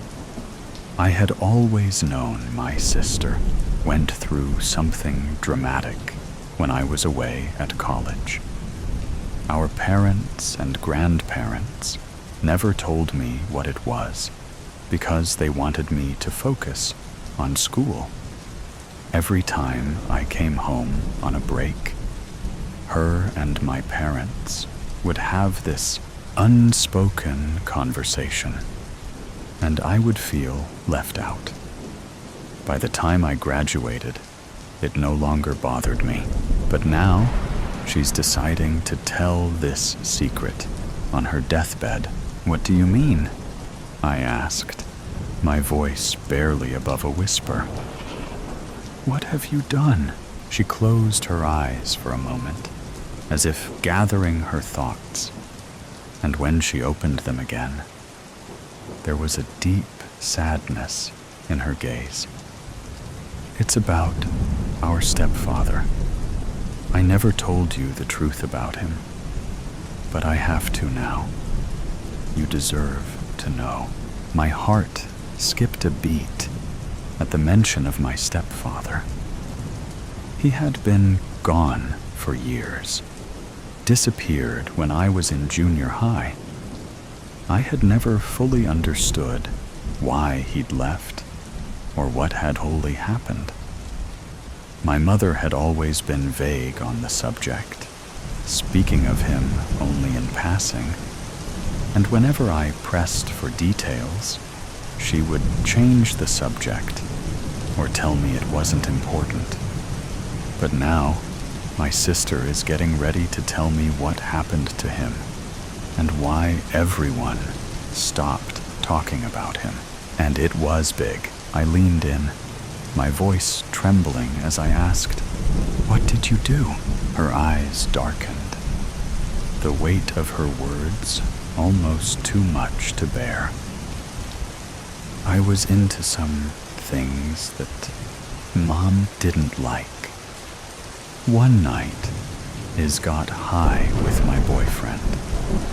We were at the park smoking in his car. Mom was upset that I missed curfew. She sent our stepdad to look for me. When he caught up with us, we were naked in the car. He was so made that he broke the window with his fists. My boyfriend and him got into a fight. He kept hitting Lance even after he stopped moving. So I took the flashlight out the back seat and hit our stepdad on the back of his head.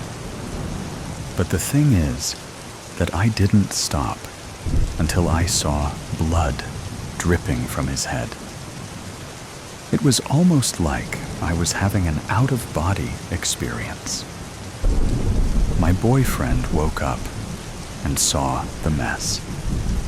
He wanted to hide the body, and I helped him. I helped him cover it up, and I'm not proud of it. I thought I could escape it, that I could bury it, but it's always been there, eating away at me. Now I can't take it with me. My stomach twisted into knots. You're telling me that you and Lance murdered our stepdad? She hesitated. Yes. Then we drove to the bridge and dumped his body in the river. The words hit me like a physical blow. In the river, I repeated. Her face crumpled. Yes. And when I got home, I told Mom that he saw me naked and tried to kiss me. She was beside herself, crying for days. Grandma came over to comfort her, while Grandpa packed up all his things. His body was found weeks later, and there were no suspects. I really tried to forget. I told myself it was just an accident. It wasn't my fault, and that I had no choice. But I did, Claire. I had a choice. I could have done things differently. I could have gone to the police. But I didn't. I sat back, feeling as if the floor had dropped out from under me. A cold numbness spread through my veins. For a moment, I couldn't breathe. The room seemed to spin. The stepfather I had spent my whole life wondering about was killed by my sister. But why are you telling me this now? I managed to ask, my voice hoarse with emotion. Why, after all this time?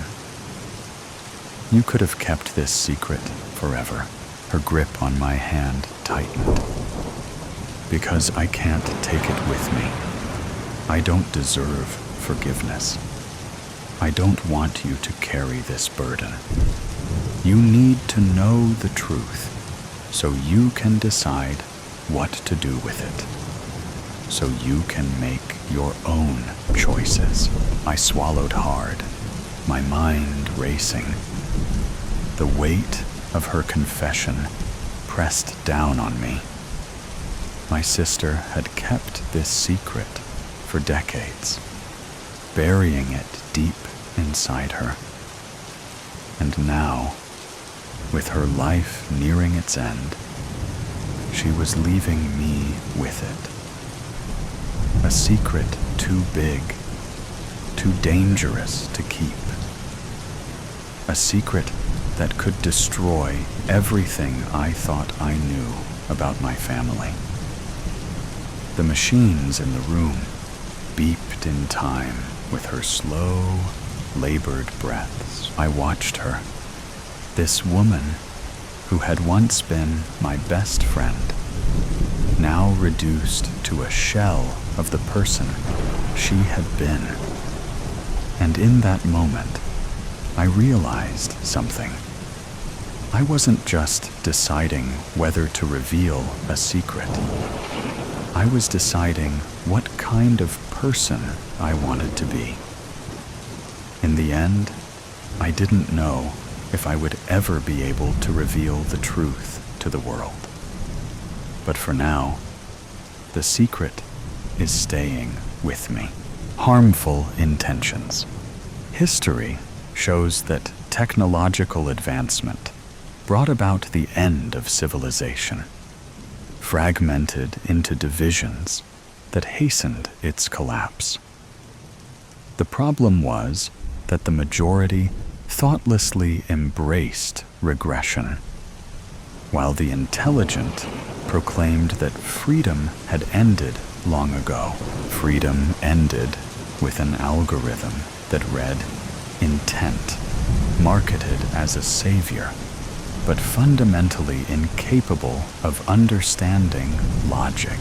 To avoid chaos and preserve harmony, the apology law was introduced. If the algorithm identified someone with intentions deemed harmful, the accused was legally obligated to apologize to the victim. If the accused apologized and admitted guilt, acknowledging that they had harmful thoughts, they remained in the registry, but were not punished. However, if accused 3 times, or if they refused to apologize, They were declared a danger to society and exiled to the zone of silence, a place where no communication with society was possible. On June 23rd, at 1:10 a.m., two lifeless men in bland gray suits appeared at my door. "You are accused of harmful intent," they said, offering no further explanation. I had no choice but to go with them. The two gray men escorted me to a claustrophobic cell with concrete walls, no windows, and a single chair in the center. They told me they'd come for me at 6 in the morning to take me to trial. It was already 3 a.m. All I had was panic and the chair. In those few hours, I tried to recall all the harmful intents I might have harbored in my life. The problem was that I was one of those quiet, introverted types. A person everyone says wouldn't hurt a fly. Nothing came to mind. I recalled no one provoking harmful intent. I was used to being a doormat. Tired of fighting back, I spent my days writing. My wife had left with her colleague, and I preferred the solitude to her insults, calling me useless. Silence, at least, offered peace. Society, fractured by the constant surveillance of the algorithm, had left me without friends. That was the problem. I had lost the will to live in such a society, along with any desire or intention. Smoking, drinking coffee, and writing were habits, not intentions. Detention bewildered me. I didn't even live with intent. I suppose it was precisely 6 o'clock in the morning when the two gray men returned for me. They didn't strike me as the type to joke about seconds. They led me through narrow, gray painted corridors with gray doors on either side until we arrived at an empty courtroom where they gestured for me to sit. The courtroom reeked of bleach, as though executions had occurred. Suddenly, it dawned on me. What if the algorithm, incapable of interpreting context and logic in thoughts and feelings, had interpreted one of my stories as harmful intent? It was true that I often vented my frustrations by punishing characters in my stories. The algorithm must have misinterpreted every artist. That explains the disappearance of art. At that moment, a prosecutor burst into the courtroom as swiftly as a swallow's tail. But there was no defense attorney. That profession no longer existed. The prosecutor was a tall, skinny man, one of those people you'd say had been consumed by malice from the inside out. A worm, a tall worm with feet. He wiggled constantly, twisting as if he itched all over or urgently needed the restroom. As the worm ignored me, I let my gaze wander across the courtroom. The gray walls pulsed, rearranging with each blink. Above the judge's bench, AI slogans flickered erratically. Freedom is the absence of choice. Apologize to survive. Their chaos reflected my growing despair. It became clear that I no longer existed, even as an artist. AI wrote instead of me. The worm wiggled, Pointing to the door, a figure entered, the judge of intent, and took his seat at the bench. His mismatched face and darting eyes gave him a grotesque, puppet-like appearance. When he spoke, his voice didn't match his mouth. His lips, twisted in perpetual disgust and drooping to his neck, bore no relation to the words emerging as if dubbed. For a while, the judge leafed through documents in complete silence. I assumed they were about me, though I couldn't imagine what they might contain. I didn't dare to speak or ask. When he finished, he looked at the worm, who leaped to his feet as if stung, and began speaking in such a formal tone that I struggled to follow. Your Honor, the accused was caught red-handed in the act of harboring harmful thoughts, and the prosecution will easily prove this. Only then did he take a breath. You are accused of thought crimes, the judge said. Which thoughts? I asked, my voice cracking. He paused, tilting his head like a machine processing input. Your thoughts. All of them. But Defensiveness confirms intent, he interrupted. My voice collapsed in my throat. I didn't know what they wanted me to confess. And perhaps neither did they. How do you plead? The judge asked, his voice rasping, as though he'd been smoking 2 packs of cigarettes a day since birth. Plead, Your Honor. I mimicked how the worm addressed him. Plead to what?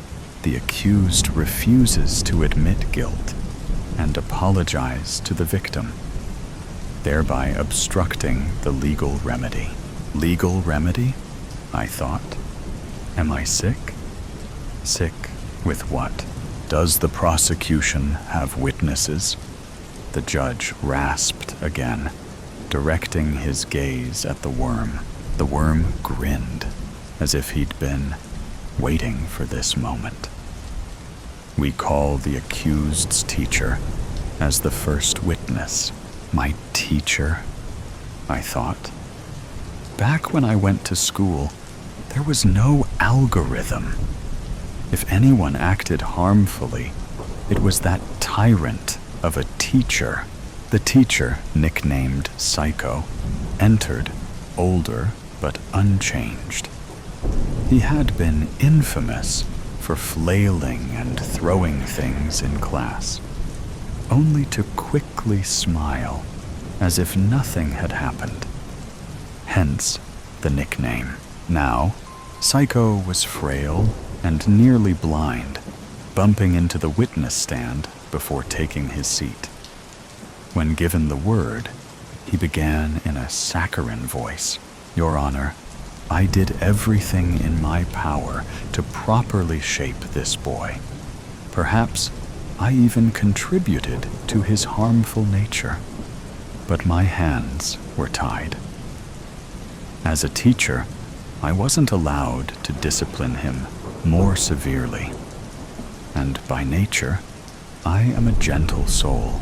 While Psycho spoke sweetly, I pictured him hurling chairs. He had harmful intent, Psycho said. When boys beat him, I saw retaliation in his eyes. Retaliation? I feared. I also recall a literature class where the students were asked to write essays about their father's occupations. When I called on him, having no father, he hadn't completed the assignment. Naturally, I gave him a failing grade. His tear-filled eyes turned red as blood. I swear he wanted to burn the school down. Burn the school down? I just wanted to cry. As I've aged, some memories have faded, but I can swear to this. One day, when other children pointed and laughed at him because his mother still brought him to school and waited for him after class, he wet himself. I'm certain he imagined a gun at that moment. They weren't pointing at me, I thought. They were throwing rocks at me while I cowered in the corner, bloody and bruised. Your Honor. Psycho leaned forward, his eyes wide with sincerity. The accused often sat in my class and stared out the window. I saw the intent in his eyes, an intent to escape, to defy the order of the classroom. The judge nodded gravely, pronouncing, "Escapism leads to anarchy." He has been a menace to society from birth. There is no doubt that he is guilty.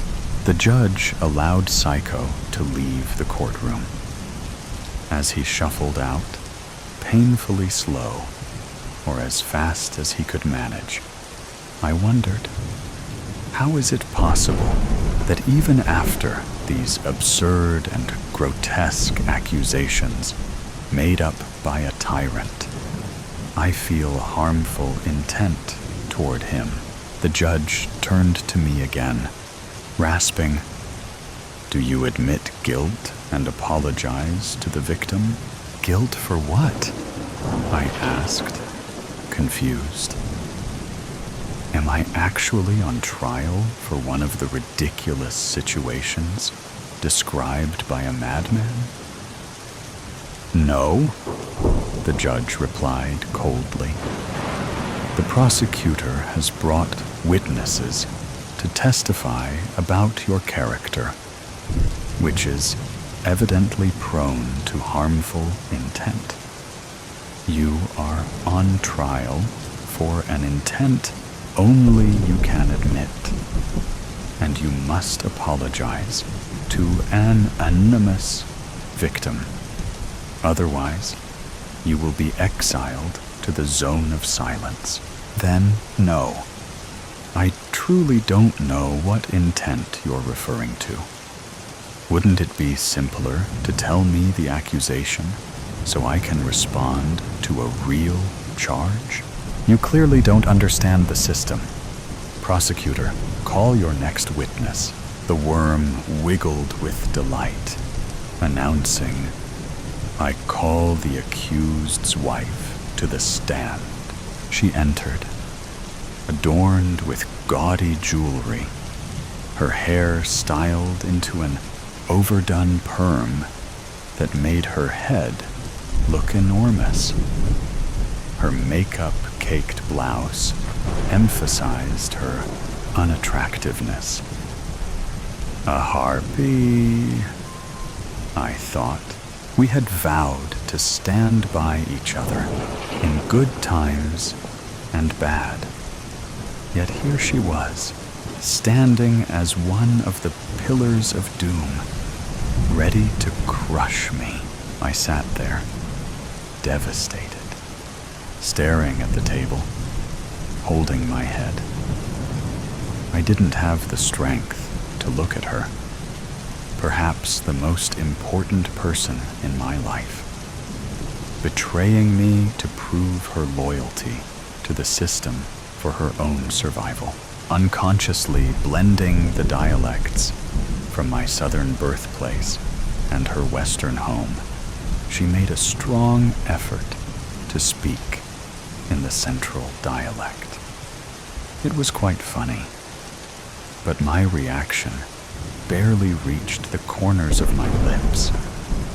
The main heroine of a Turkish soap opera couldn't have been more unconvincing and exaggerated. "Your Honor," she said tearfully, though no tears appeared. "This man stole my youth. The algorithm should have caught him sooner." She clutched a tissue she didn't use. He once asked if I was happy. Such doubt is harmful to harmony. I had once loved her confidence until I saw her superficiality for what it was. She added a sniff. I love this man, but I love the truth more. I'll tell you everything. The truth that the perm wasn't the best idea, I thought bitterly. I married him out of love, but he hid his harmful intent until the wedding. Soon after, he began calling me degrading names like useless and a rag. I looked up in shock. Why is she blaming me for her words? I feared his intent to harm me or end any chance of having a child. She threw herself across the bench dramatically, sobbing loudly, but still without a single tear. This deeply hurt me. After years of silence, I reacted with a yell. What are you saying? How dare you? I begged you for a child all these years, but you said you didn't want some brat to ruin your beauty. The judge interrupted me with a loud thump of his gavel, stating that he wouldn't allow me to insult the poor woman on the stand. I sat down, stunned, clutching my head. Am I crazy? Maybe they're all telling the truth, but my perception is warped. But if this is true, then I'm not me. I don't know who I am anymore. As my thoughts struggled to regain some clarity, the actress on the stand continued her performance. Thank you, Your Honor. I'd like to add the most harmful intent of the accused. The accused? I thought. So now she's stripping away my very name, my status, my identity. I know I'm not perfect, but that's only because I respect the algorithm.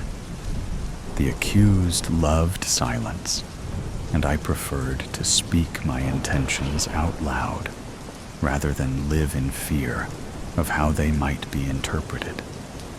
Sometimes I wonder if I lost him in all that noise, or if I simply didn't understand him. She paused dramatically. But the algorithm is far more important to me, even more than my appearance. Maybe that's why he told me he wanted to leave me for his colleague. But I refused.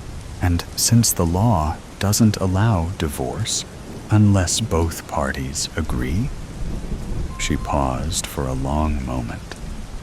He intended to kill me. She collapsed, fake sobbing and writhing in exaggerated anguish.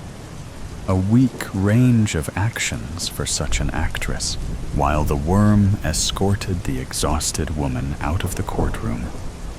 I remained frozen. Somewhere in the distance, I heard the judge asking me for the third time if I admitted guilt and offered an apology to the victim. I responded from some other place.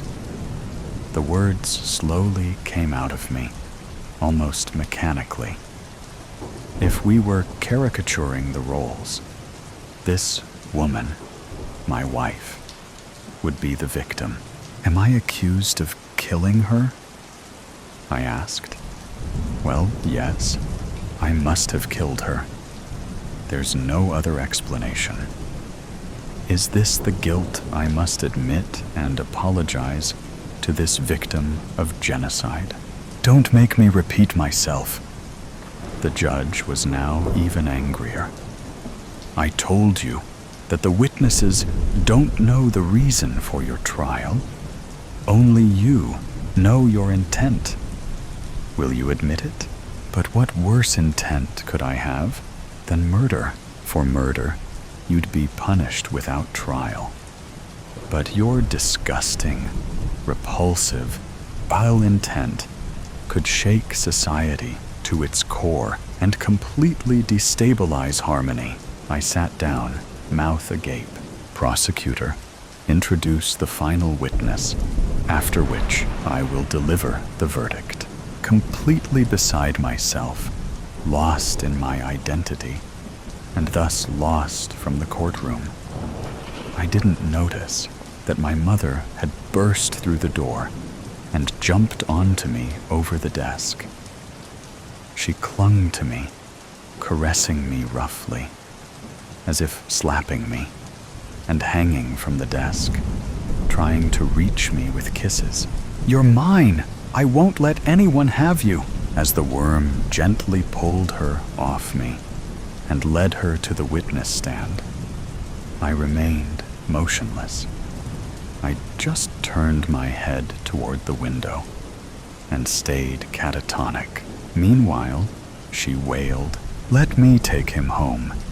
I won't have anyone to sniff my flesh to see if it's gone bad, to call to come for me every time I have a diarrhea attack."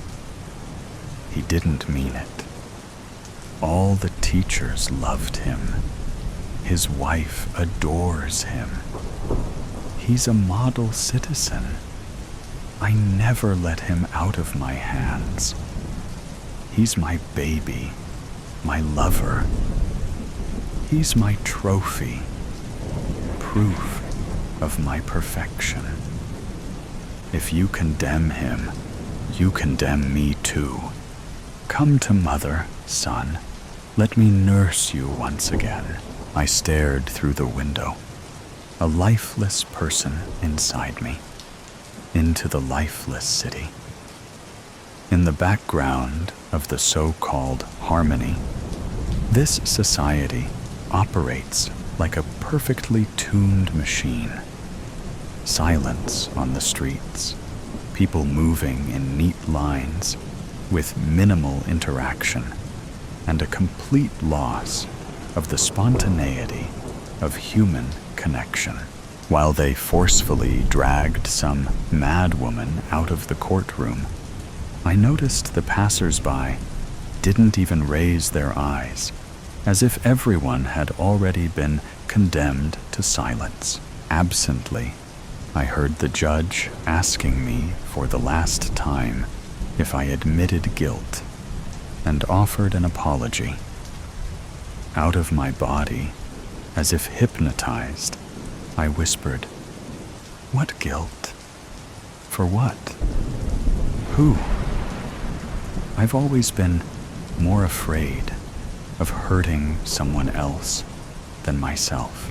The worm, now almost gleeful, turned to the judge, who looked at me with wide eyes. "So, you admit?" "What am I admitting?" I asked, my mind still reeling. "You admit your harmful intent?" I didn't understand. The judge nodded to the worm, who whispered to me, "You just admitted your harmful intent." What did I say? That I would rather hurt myself than hurt others? "Yes," the worm rejoiced. And then it hit me. The previous night, I had thought about how I never quite fit in, how I had no life or expectations, and that the best thing would have been to end my life long ago. So that's it? I'm being accused because suicide seemed like the only way out. The judge regained his official tone. "Accused, stand up. It is my duty to read the law to you again. The court offers leniency If you admit guilt and apologize, the punishment will be light, but your name will remain in the register of those with bad intent.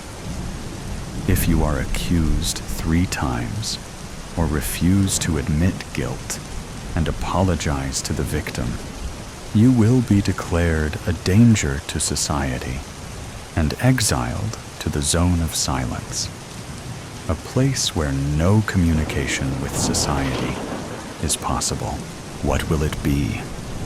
Declare yourself, apologize to the victim, or be declared a danger to society. I pose no harm to society, only to myself. So I must be the victim. Yes, I am the victim. All these years, I've been helpless, not knowing how to fight, how to live, how to be human. That's why I intended to take my life. I finally spoke. Your Honor, I admit I had a harmful thought, I said, but not guilt. I will not apologize because it's not my guilt. And it's not for me to apologize. The judge's tired eyes met mine. He raised the gavel, declaring, "Guilty." As I was led to the zone of silence, I passed a wall with faint writing on it, barely legible, written by a shaking hand. Silence is not the end. I couldn't help feeling I wasn't alone. Silence embraced me. In it, I found myself.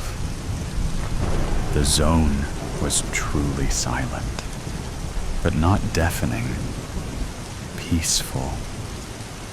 Finally, I could hear my heart, my breath, my thoughts. Here, in a world without judgment, I was no longer a son, nor a husband, nor part of society. I was simply me. This wasn't the end, but the beginning. Silence. Let me exist. Silence is freedom, ambition. Arms up, the man said. A smile touched my lips, and I did as I was told. I knew that I'd fucked up. There was no denying it. This meeting was a formality, not a death sentence. I lifted my arms lightly above my head. My suit coat hung along my shoulders like torn-back sails. The man patted me down, unholstered my gun, and tucked it along the back of his waistband, and I looked at him with a questioning glance. The nerve of this one, I thought, but remained silent, smelling the wafting cigar smoke pouring out of Father's office. You'll get it back when business is concluded. This your only piece? He asked, sizing me up. I nodded and tucked in my shirt along the waist again, shimmied my pants into a better position. The man stood aside, gesturing for me to enter. My hand wrapped around the brass doorknob, and the thick wood creaked inward. And all at once, the smell of Father's cigars hit me harder than a ton of bricks. My eyes watered. Making my way inside through the haze reminded me of the night we went down to the docks to pitch the body of Lenny Chesnetter over into the dark water. Not me, Lenny's voice echoed in my mind. I didn't do nothing. I swear it. Nothin', I tell ya. The gunshot always sounds louder when it isn't you pulling the trigger. I entered the lavish office, my father sitting behind his desk like an old king at his throne. And to the chair along the right of the desk, my brother, turning his head to look at me. Even for all the years since the day of his automobile accident, I can never get used to the sight of that scar. A jagged line running along the left temple toward the middle of the cheek. "Have a seat," Father said. I listened to my shoes clacking across the hardwood, listening to the sounds of the door shutting behind me, but didn't have to look back to know that the man outside had done it. Other scents were mingling in the air, Father's cologne, as well as my brother's. One of the housekeepers had set up a bouquet in this dark room, as if it had seemed to mask the constantly wafting cigar smoke drifting up toward the ceiling. It didn't. I found the open chair to my father's right diagonal from his spot behind the desk, and took the wide way around, pulling the chair back so that the three of us now sat almost in a perfect triangle. I did this because whatever bad water had been spilled between my brother and me, I wasn't in a fighting mood. Maybe it was the Irish in me, some instinctual thing to wanna fuck strange women and fight all the goddamn time. My brother scoffed at this, gusting his air, and flapped his coat back to the center of his torso, over the velvet blue vest beneath. A single gold chain clipped to one of the buttonholes, the same pocket watch I gave him for Christmas 2 winters ago. I sat with ease and crossed my right leg over the other. "Let's get down to it, boys," Father said. "Which one of you did it?" There was silence for a moment. My brother and I exchanged a glance, not saying a word. "All right, if that's how you want to do it," he said, pulling back one of the desk drawers and withdrawing a Colt 1911 .45 semi-automatic pistol. He thumbed back the hammer and pointed at me. "Which one of you sons of bitches killed Jimmy Booker?" "Oh, you think I fucking did it, do ya?" I asked with a sneer. "Go on then, shoot me. Get it over with," I said, resting my hands along the armrests. In truth, I didn't give a shit one way or the other. I looked over at my brother, trying to read his expression, but he sat there with a calm that I'd only ever seen a few times before. For once, I was the loose cannon here. For once, I was the one losing my mouth, when what I needed to do was shut the fuck up. "Why don't you point the gun there?" I said, pointing at my brother. He's always the one stirring up problems in this family. Put one right between his fucking eyes and let's get this thing over with. The sound of the gunshot was deafening. I flinched at the recoil and, to my amazement, realized that I'd still been alive. My eyes widened as a smile crept onto my face. I looked at Father. The gun had been pointed upward, and the muzzle drifted a thin line of smoke from the barrel up to the ceiling. where it mixed with the wafting cigar smoke. "Are you fucking crazy?" I asked, sitting forward. My foot dropped to the hardwood floor with a thud. "You know how many coppers walk these streets?" I asked, squinting at him. "I own the cops," Father said with a smile, and set the gun down atop the desk there, where it sat pointing between both of us, and not at one of us in particular. Father picked up his cigar and gently rounded the ash from the lit end, brought it to his lips where he bit down lightly, perching it along the corner of his teeth.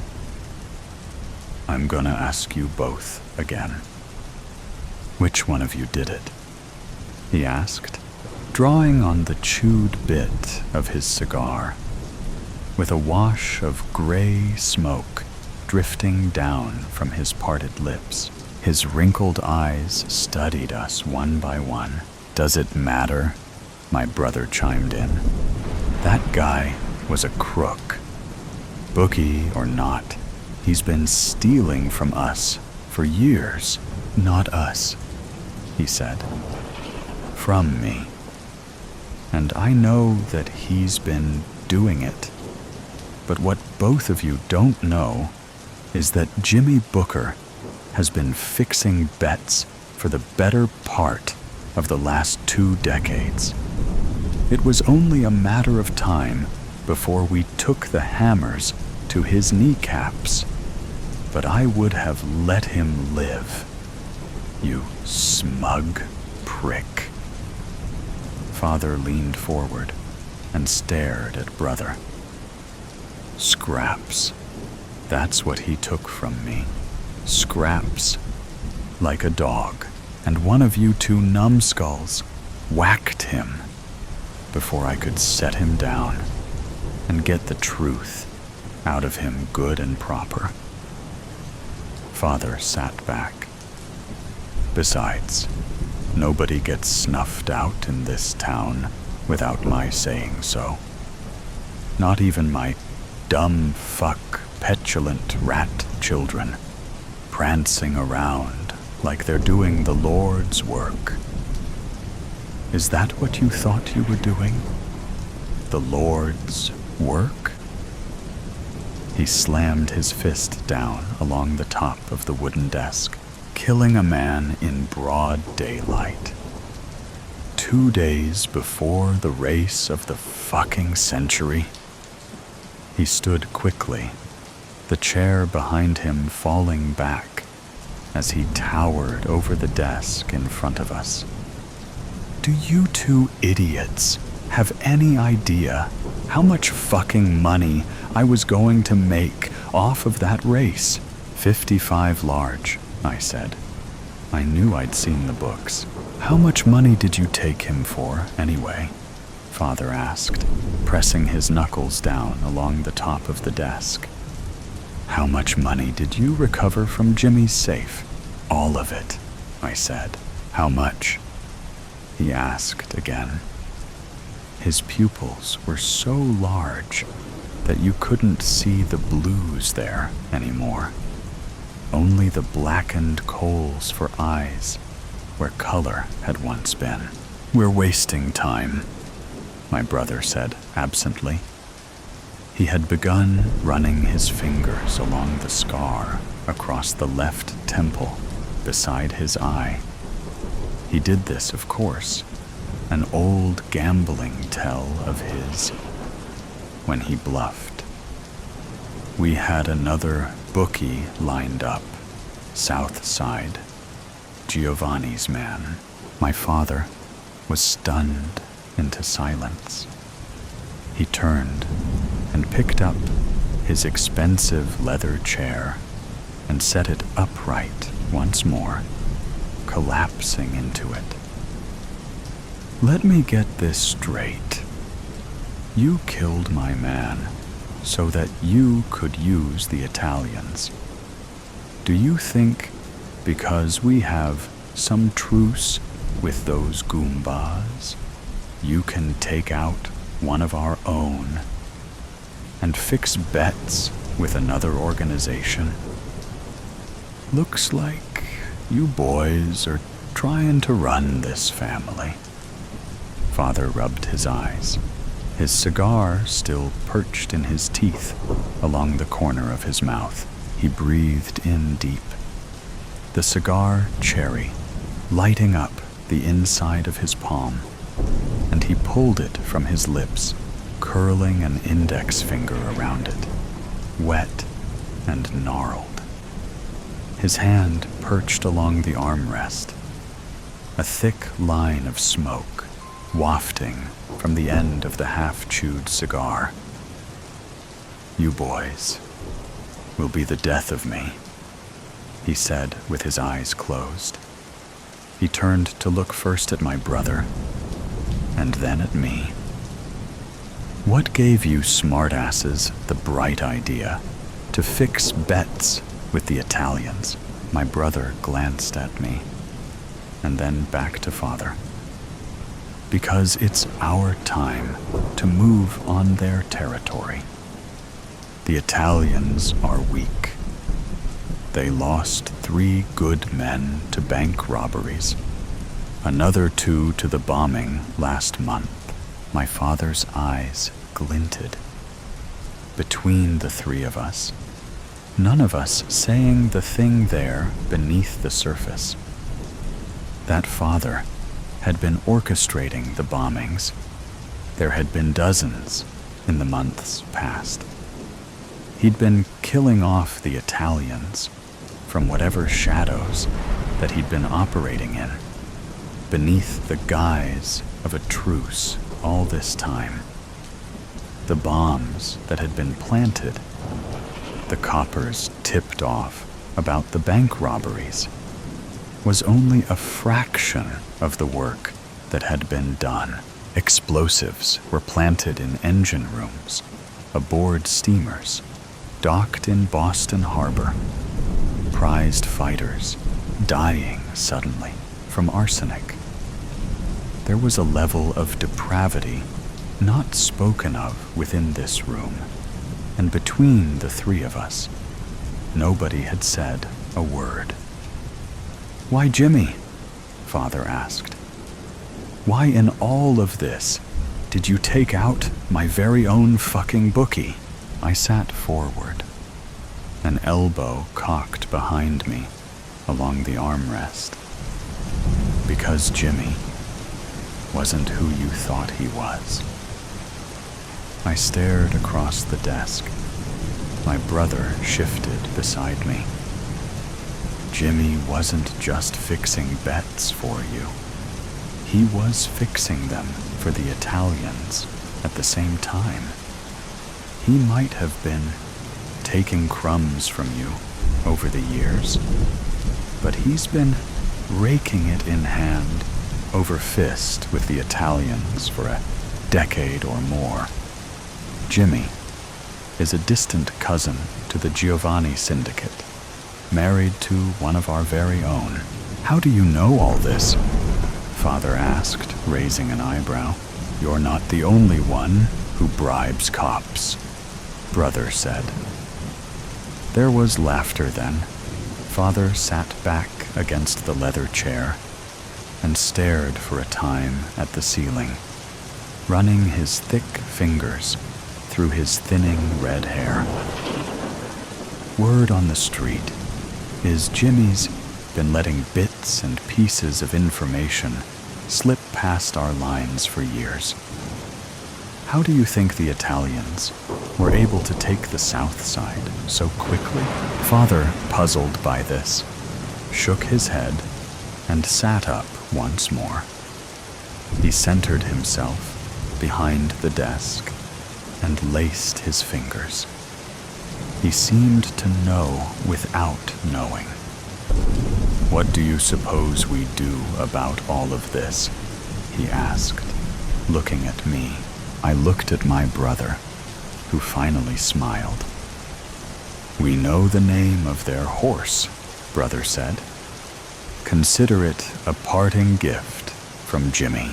The next day had been one of the fairer ones of the season. almost pleasant. The sun was shining brilliantly overhead. I squinted through my tinted glasses, my cap tucked low over the eyes. I stood in the open air, smelling the vibrant scents of the women in attendance all around, their floral dresses puffed beneath the small of their waists like delicate flowers, concealing something even sweeter there beneath. My eyes moved across the sea of faces there, the onlookers waiting for the next race to begin. And with the gunshot that rang out, a few around were startled. But the next round of horses were padding down the track. Our horse wasn't among them, but was the next to follow. So I had little interest in this race, except for the equestrian appeal of horses galloping along their curved track, with each of their jockeys whipping their hindquarters in feverish gait. The crowd erupted into cheers and applause. The leader among them, a tan beauty with a red-jacketed jockey standing above and hunched over the bobbing head of the horse that he rode. They crossed the finish line, the crowd erupting into feverish applause. "Ours is next," my brother said beside me. All was taken care of. I needn't bother with going over the morning's events, as I'd known well into the mid-afternoon what had transpired. Giovanni now lay along a cold slab downtown, the mortician sifting through the gunshot wounds that had been inflicted by the Tommy guns that took out their entire entourage as they approached their prize-winning horse, named Winn-Dixie.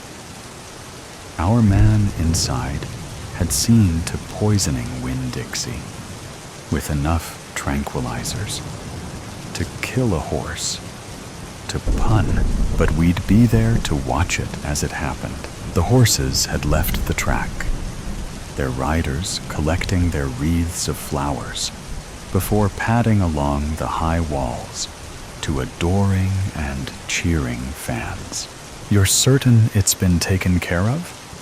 I asked, looking at him, my eyes trailing over the scar along the side of his face. "It's done," he said, without looking at me, feeling my eyes running along the course of that jagged line. I focused forward once more. "Father will be pleased," I said. There wasn't anything else to say. This was the first in many events moving forward. The decision that we were consciously making in a coup to take out our flesh and blood and run the organization the way that we saw fit. The world was moving right along beyond the cozy place that Father had built and remained. This was the world of the steam invention, industrialization, changing political landscapes, and even grander concepts that eluded Father. It seemed that in just an evening's pass, the world had left him there, a fossil amongst the living, and that no world would welcome his old ideals and aging perspective. I glanced at my brother now, not knowing how long he'd been staring at me. Both of us knew. "When this is all over, you'll take the north, and I'll take the south side," he said. I focused my attention on the track before us and nodded. I would take over my father's estate, and my brother would take control of the Italians. Boston was ours for the taking. There was a long pause between us, waiting for the next race to begin. A stir of excitement amongst the onlookers. And then the gunshot came. The gates opened. Our horse, Lil Red 1, roared past the others. But at the third gate, Winn-Dixie trotted forward in hopefulness, keeping a fair speed at first, before arching its head backward and falling onto the ground, with its back legs splayed as it rolled to its side, knocking its rider from its back. Everyone jumped to their feet and stood watching the downed rider, Winn-Dixie, writhing in pain, kicking its legs beneath it as it lay upon its side, bobbed its head as it scraped gently along the ground there. Everyone around murmuring with feverish anxiety. Winn-Dixie, panting, kicked its feet a few more times, stopped, heaved, and let out the last of its breath. Lil Red 1 crossed the finish line in first place, without the other riders knowing what had happened. I glanced at my brother. The crook of a small smile touched his lips. I looked back to Winn-Dixie, forgetting all about our own prized horse winning the race, and stared with wide eyes in horror at the fallen stud, with his rider knelt beside it. One small hand rested along the rib cage of the dead animal. "That settles it," Brother said. He turned to look at me, and I to him, finally, forcing my eyes from Winn-Dixie. "Pleasure doing business with you," he said, extending a hand. I shook it, feeling the embrace of my brother there amongst a crowded bandstand of race enthusiasts. For a moment, I felt the warmth of his hand, a subtle reminder of the man that he was, a handshake with someone that I loved, and then felt the cold and calculated business transaction that had just concluded. "Till we see each other again," I said. We parted there. He took his leave and mingled with the crowd beyond, making his way down the steps, rounded the corner, and was gone. That was the last time that I'd spoken to my brother aloud. Not long after the events of that day, my father had been fatally stabbed to death late one evening. Of course, this was part of the plan all along, though I had never been the one holding the knife. It was my brother, releasing us unto the splinters of this syndicate. It wasn't long before the fires started, as his men had been ordered to take out the Italians in force. The gunshots, for a time, had been frequent and unrelenting, often in broad daylight, but skirmishes clamored through the nights in those early days. Only rumors of these prominent Italian family members slain in cold blood, or that of the houses that had been burned in the early morning hours while they slept cozied in their beds. My brother is always the benefactor, or presumed to have been. As I sat in Father's study, swirling a brandy, I'd not had the slightest care. My brother, unbeknownst to him, had been working for me all along, doing the dirty work with blood-stained hands, as the plans that I'd set into motion had finally come to pass. Cheers, I said, raising a toast. Search, and you might find. Search, and you might find. I am an independent journalist, living in a world of news spilling out at an unprecedented rate in the history of mankind. Much of it was false, without any factual evidence. Lies and untruths seemed to be the norm. Each morning, when I opened my computer or picked up the mail, it took a good hour to sort through the garbage. Today, I had a pleasant surprise. An invitation from an old friend to spend a quiet weekend in his country manor. It was about 2 years ago since I last saw him at Penelope's wedding. We had a bet their marriage would not last 5 years. As far as I knew, she was still married. But she remained a very demanding woman. At the university, I had been a very close friend of George Webster. He was now Sir Webster, a member of Parliament. He was a pleasant chap with a head of white hair and a round, chubby face with distinctive blue eyes. He had a corpulent body, no doubt, from hearty meals and plenty of drinking. His wife was quite the opposite, with a slender profile and reddish hair arranged like a beehive on the top of her head. She had a wicked sense of humor and was always enjoyable company. I was looking forward to a quiet weekend in the country. I arrived an hour before dinner to face a manor built 200 years ago. George inherited it from his parents. I remember the parties here when we were students at the university. His parents were great hosts, always inviting a selection of pretty young girls. I believe they wanted to make sure George meets the young people they approved of.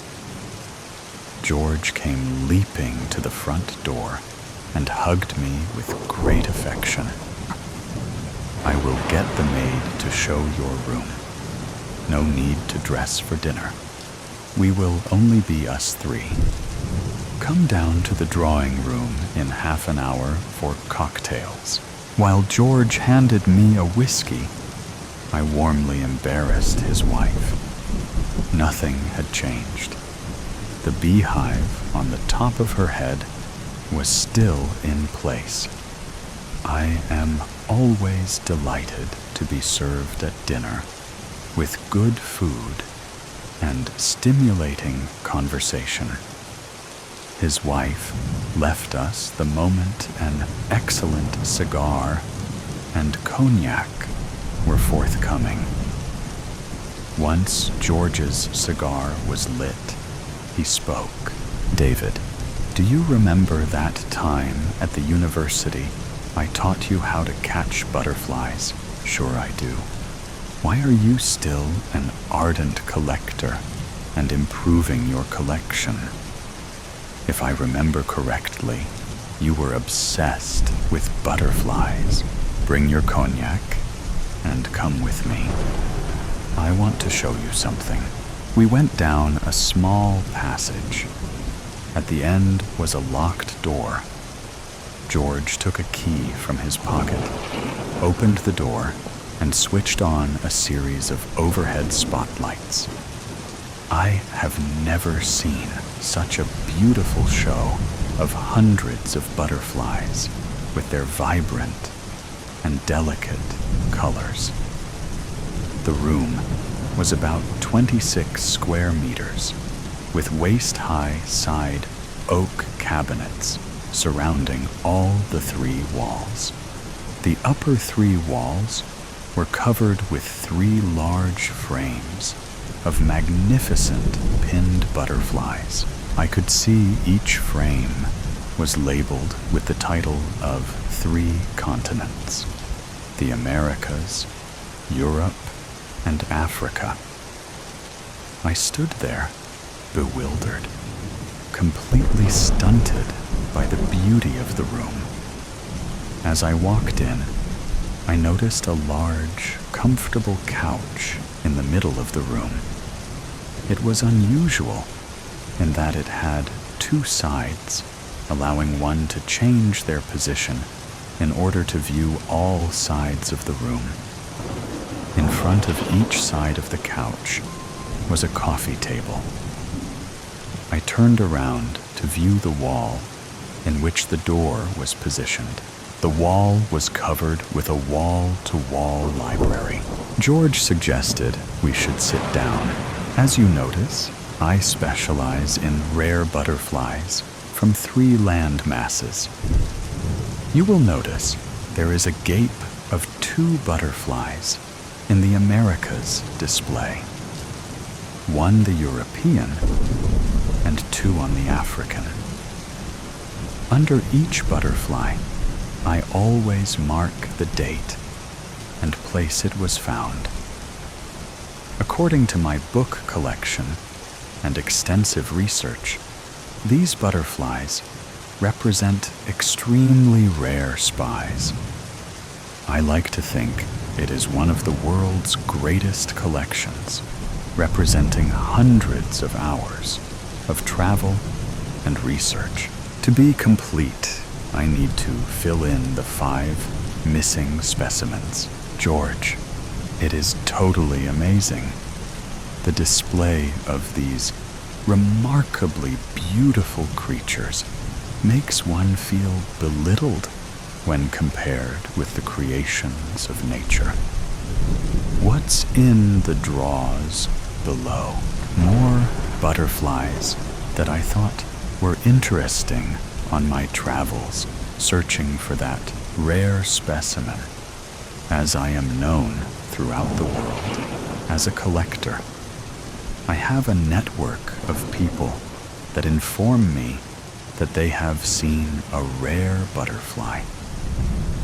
The world has many well-informed amateurs interested in these creatures. In fact, last week, I had a call from a friend in Zimbabwe saying that a flame-bordered carex had been sighted near Victoria Falls. This is one of the extremely rare butterflies I am missing in my collection. Unfortunately, at this time, I cannot leave for Victoria Falls. David, do you want a free 2-week holiday in Zimbabwe? I don't understand. Song. Well, you could go and spend a few days looking for this rare butterfly. I know you are very careful in netting butterflies without damaging them. The whole trip would be my expense. Supposing I did net this rare butterfly, how would I get it out of the country? No doubt these creators are protected by strict export laws. You are right, and collectors like me have to be very careful. In the case of Zimbabwe, I would ask you to deliver the specimen to a friend in the capital, Harare. He will then carefully pin it into an old collection of common butterflies that Victorian families love to collect and frame. He will then ship it out to a London antique dealer. This rare butterfly, mixed in an old frame, will go unnoticed by the customs. I can see you are well versed in extracting these treasures from various countries. I have never been to Victoria Falls. They say it is one of the world's spectacular sights. If I agree to go, would there be somebody there to meet me? Yes, My contact would meet you at Victoria's airport and take you to your hotel. He will be your guide the whole trip. I suggest you spend 2 days as a tourist, and then the next 8 days exploring the forest where the butterfly was sighted. If not found in 8 days, take the plane back home. If you, by a miracle, manage to capture it, I ask you to fly to Harare and give it to my friend there. At this point, I recommend you fly home from there. If an overnight stay is required in the capital, my friend will arrange it. These trips are always a gamble, but to add this butterfly to my collection, it is worth the cost of the gamble. We collectors are brain-damaged human beings, obsessed to complete the items we collect in a satisfying and logical manner. Of course, I will supply all the necessary equipment. You will need to consult your doctor about a trip of this nature so that he can supply you with all the necessary preventive medicines. No visa at this point is required for Zimbabwe. So are you game? Just a minute. Let me look at my diary. Yes, I think I could go next week. Is that a yes? I will need 24 hours to make a decision, as I have some commitments next week. If you do go, I suggest you go through Johannesburg and then on to Victoria Falls. Leave the return ticket open, as you might want to fly back through Harare. My man, his name is Robin, born near Victoria Falls, will be with you your whole time in Zimbabwe. It had been several years since I was last in Africa. My knowledge of the various countries on the continent was mainly in the north, so to travel to the south would be an interesting venture. As I sat enjoying a first-class meal on British Airways, it did cross my mind that maybe George had already planned my visit before I was asked down for a weekend. No doubt, his thoughts were that a free trip to Victoria would not be turned down. I also realized dedicated collectors will employ any means available to achieve their ambitions. In my mind's eye, I could see him spending evenings in his butterfly room, completely transfixed by the beauty of these creators. No doubt this room is where George found a haven of peace from his responsibilities of his daily existence.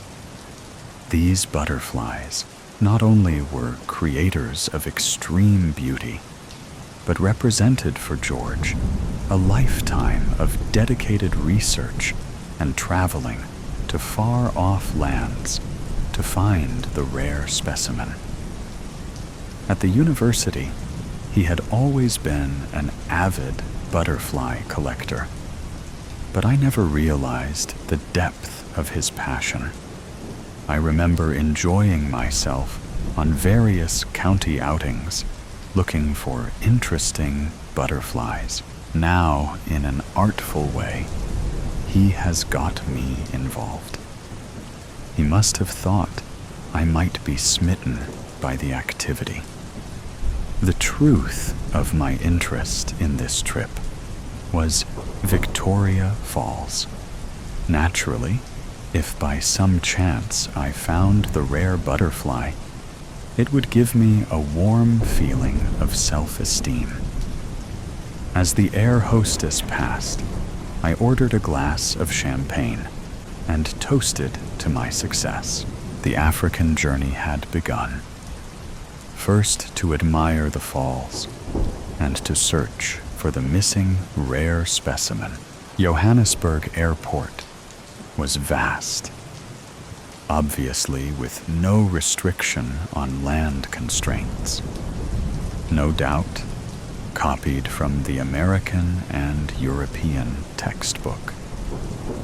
You had to walk through large shopping malls filled with many life-size copies of wild animals made out of various woods, clay, and other materials.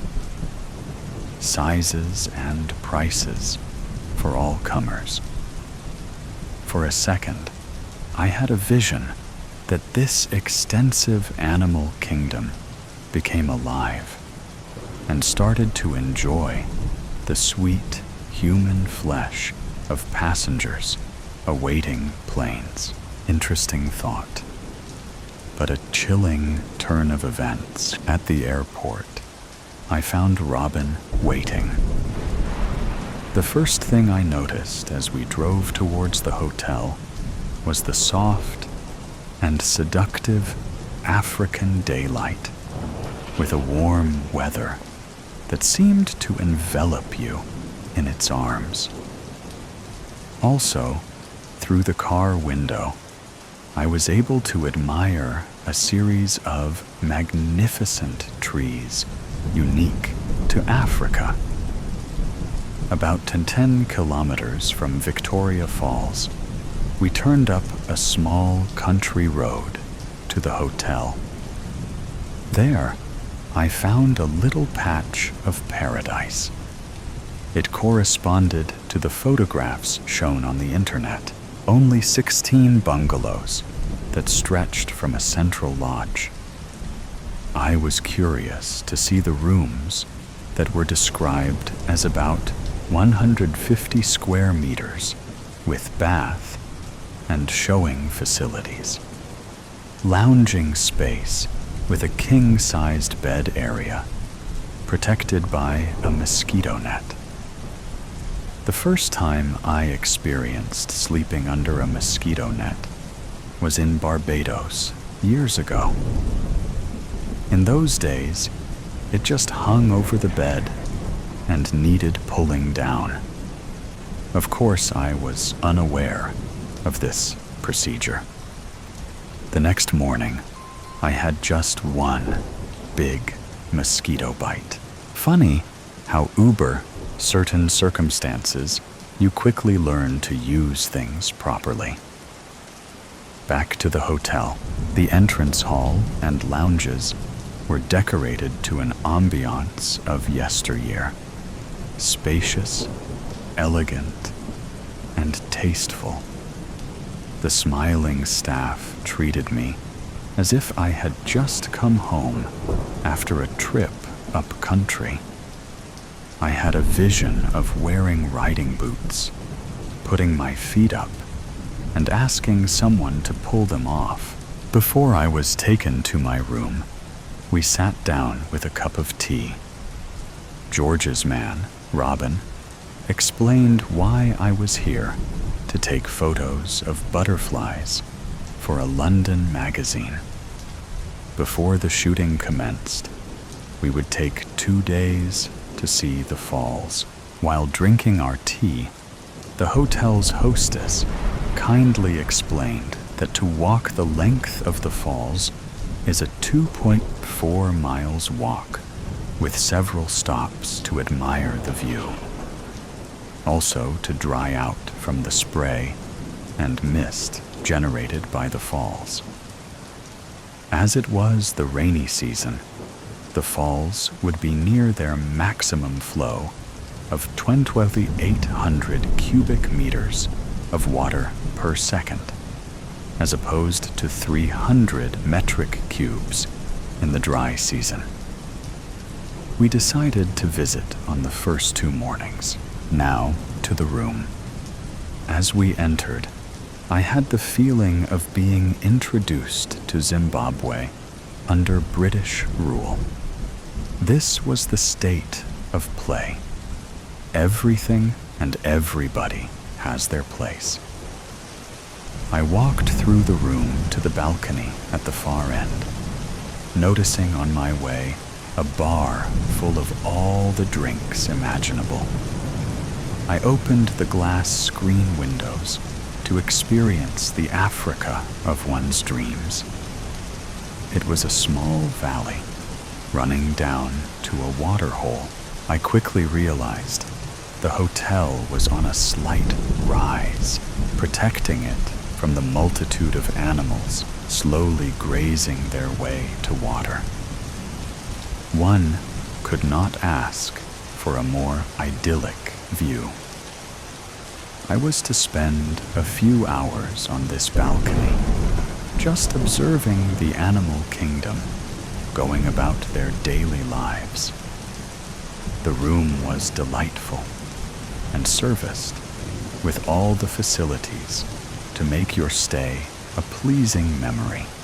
I had a bizarre feeling that for the privileged, Africa must have been a very pleasant place. The next morning, heralded by a dawning sun, breakfast on the terrace with interesting choices of food. Robin drove me to see the falls. 20 minutes drive, we were in the Victoria Falls, parking after being heralded by African folks dancing at the gate. Armed with waterproof capes, we set off towards the falls. The first encounter was the noise, the next the spry, and then through the trees we saw the watershed. It is a sight so awesome, it literally took your breath away. The beauty, the palm hour, and the light and mist reflected from the cascade of water is frightening. I was inspired to write a poem in acknowledgement of its beauty. I knew a magazine in London that might be interested in publishing it. The Falls, Victoria, Zimbabwe. On the horizon, across those vast lands, I saw a wispy sight of mist raising for the earth. No apparent panic from the wildlife. A fire, it is not. The nearer I get, a rainbow arching is beauty skywards. Then I heard the rumbling sound like thunder. There, covered in spay, is a mystery and magic that unfolds. Gigantic, awesome water falls from majestic heights, falls in torrents of spectacular proportions, careers deep into the river below. The beauty of the falls is in its majestic power, a never-ending cascade of turbulent water. This power dominates your mind and soul. Torrents of water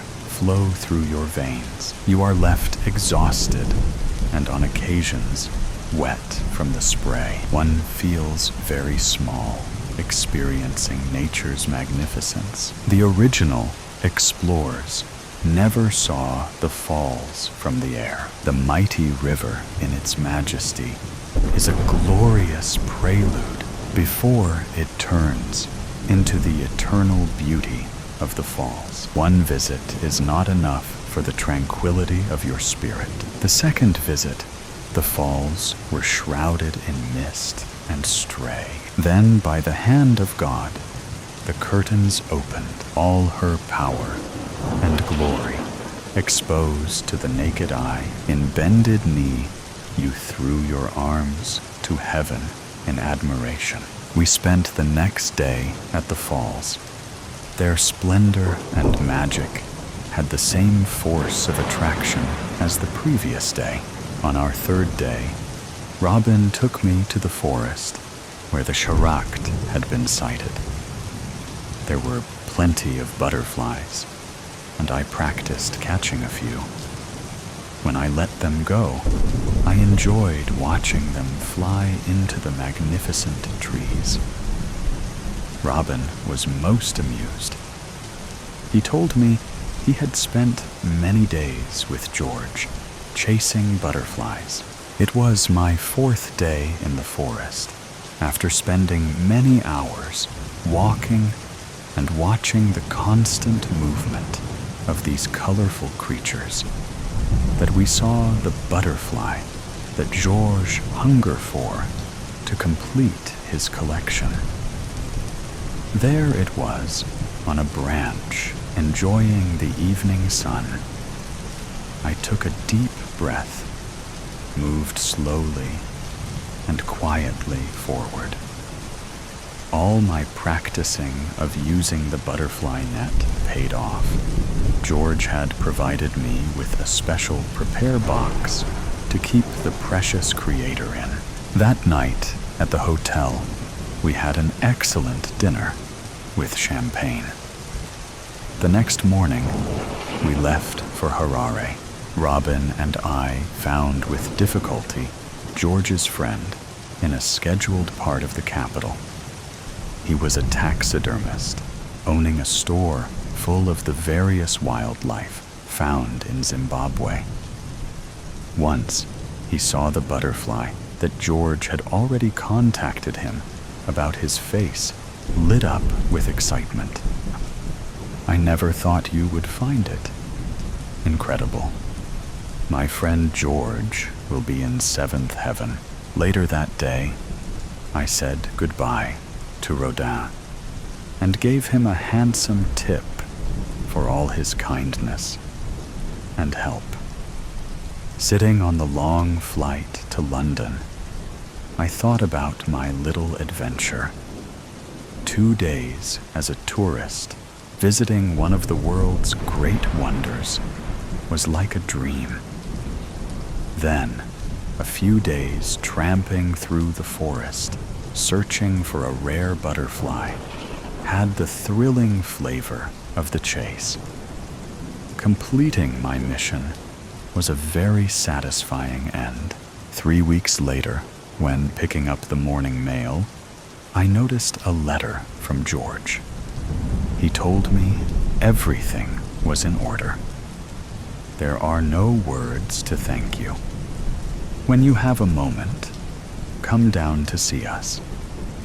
He enclosed a handsome check for my intervention. David Nutt, December 2024. Fear, switch. My eyes were wide open now, pupils dilated, and blood freezing in my veins. I felt like my heart was going to jump out of my chest to get away from it all, since I couldn't. It was as if I had encountered Medusa and was turned to stone.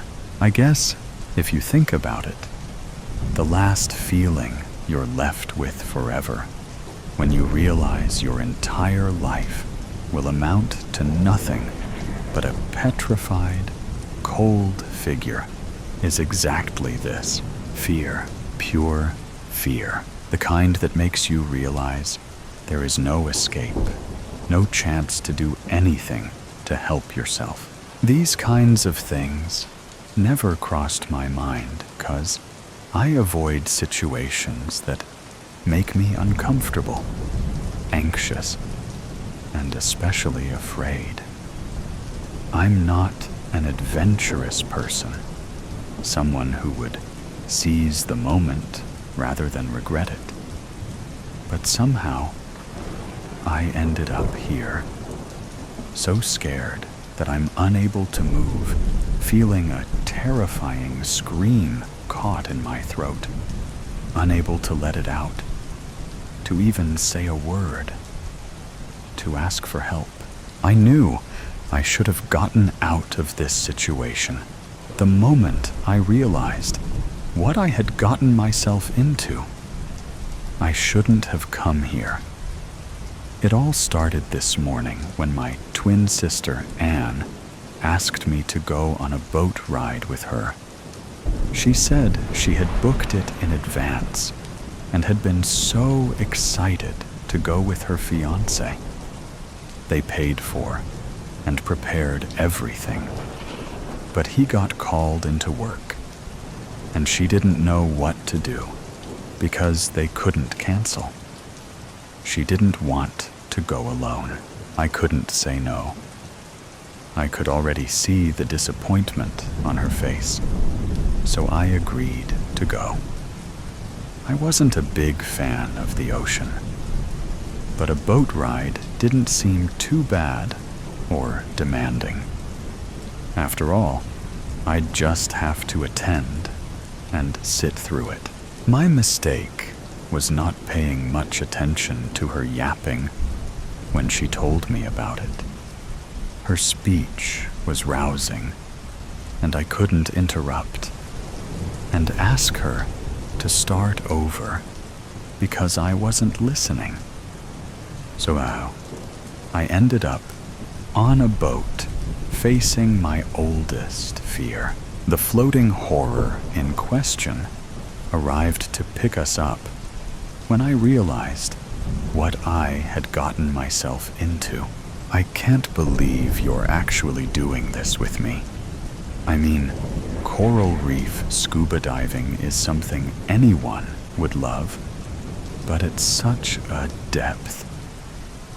I thought you had some sort of sea phobia, Anne said. My heart started racing, and I sat down for a moment. I tried to breathe and control my distress, denying my thalassophobia, badly remembered by my sister, after she nagged me about our childhood and how she knew I told her something similar. I finally convinced her to stop searching for my deepest fears. Unlike Anne, I never forgot how everyone laughed at me when I confided in them. I couldn't bear being mocked again, especially now when I'd rather drown than do this. I had to get out of this boat, out of this situation. My palms were sweating, and I could hear my pulse in my ears. Boat engine starts. Oh no! Nope! No way. This can't be happening, I thought, worst case scenarios flooding my mind. I felt like living all of them, from the overthinking that made my body tense and weak in sudden shifts. I think I'm going to be sick. I feel dizzy. I can't do this. I hated feeling this way, trapped between pessimism and irrational fear. Usually, I use overthinking to my advantage, avoiding anything that would inconvenience me, not to help me escape a real threat or possible deadly situation after filtering it through my thinking. What am I doing? What will I do? I am losing precious time in which I could have found an excuse to turn this boat around. My mind can't work under this pressure, and my body sure isn't very helpful. What's wrong? You seem kind of pale. I hope you're still up for this. I'm so excited to do this with you, Anne. I couldn't let her down. Not when she had that spark in her eyes. A spark I hadn't seen since we were kids. She looked like a 5-year-old on Christmas morning. And maybe I was just being paranoid. Don't worry. I won't ruin this for you. It's just a little motion sickness. I treacherously lied to my sister, with whom I had shared everything my whole life. I couldn't tell her the truth out of fear she'll laugh at me, and I would no longer feel just afraid, but also ashamed and upset. Well then, stop overthinking. As long as you don't get swimming sickness, you'll be fine. We're almost there. Anne smiled warmly, in her specific way that usually melted my worries. But now, it only calmed me enough to avoid turning into a lunatic. We started putting on our equipment as we moved farther and farther into the deep ocean. 1,000 meters? 2,000 meters? It's been a while since we were able to see any land. I didn't want to think about the depth we were at, so I kept telling myself it wasn't that deep.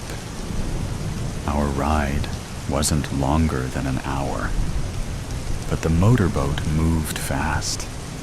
Stop it. I won't think about this anymore.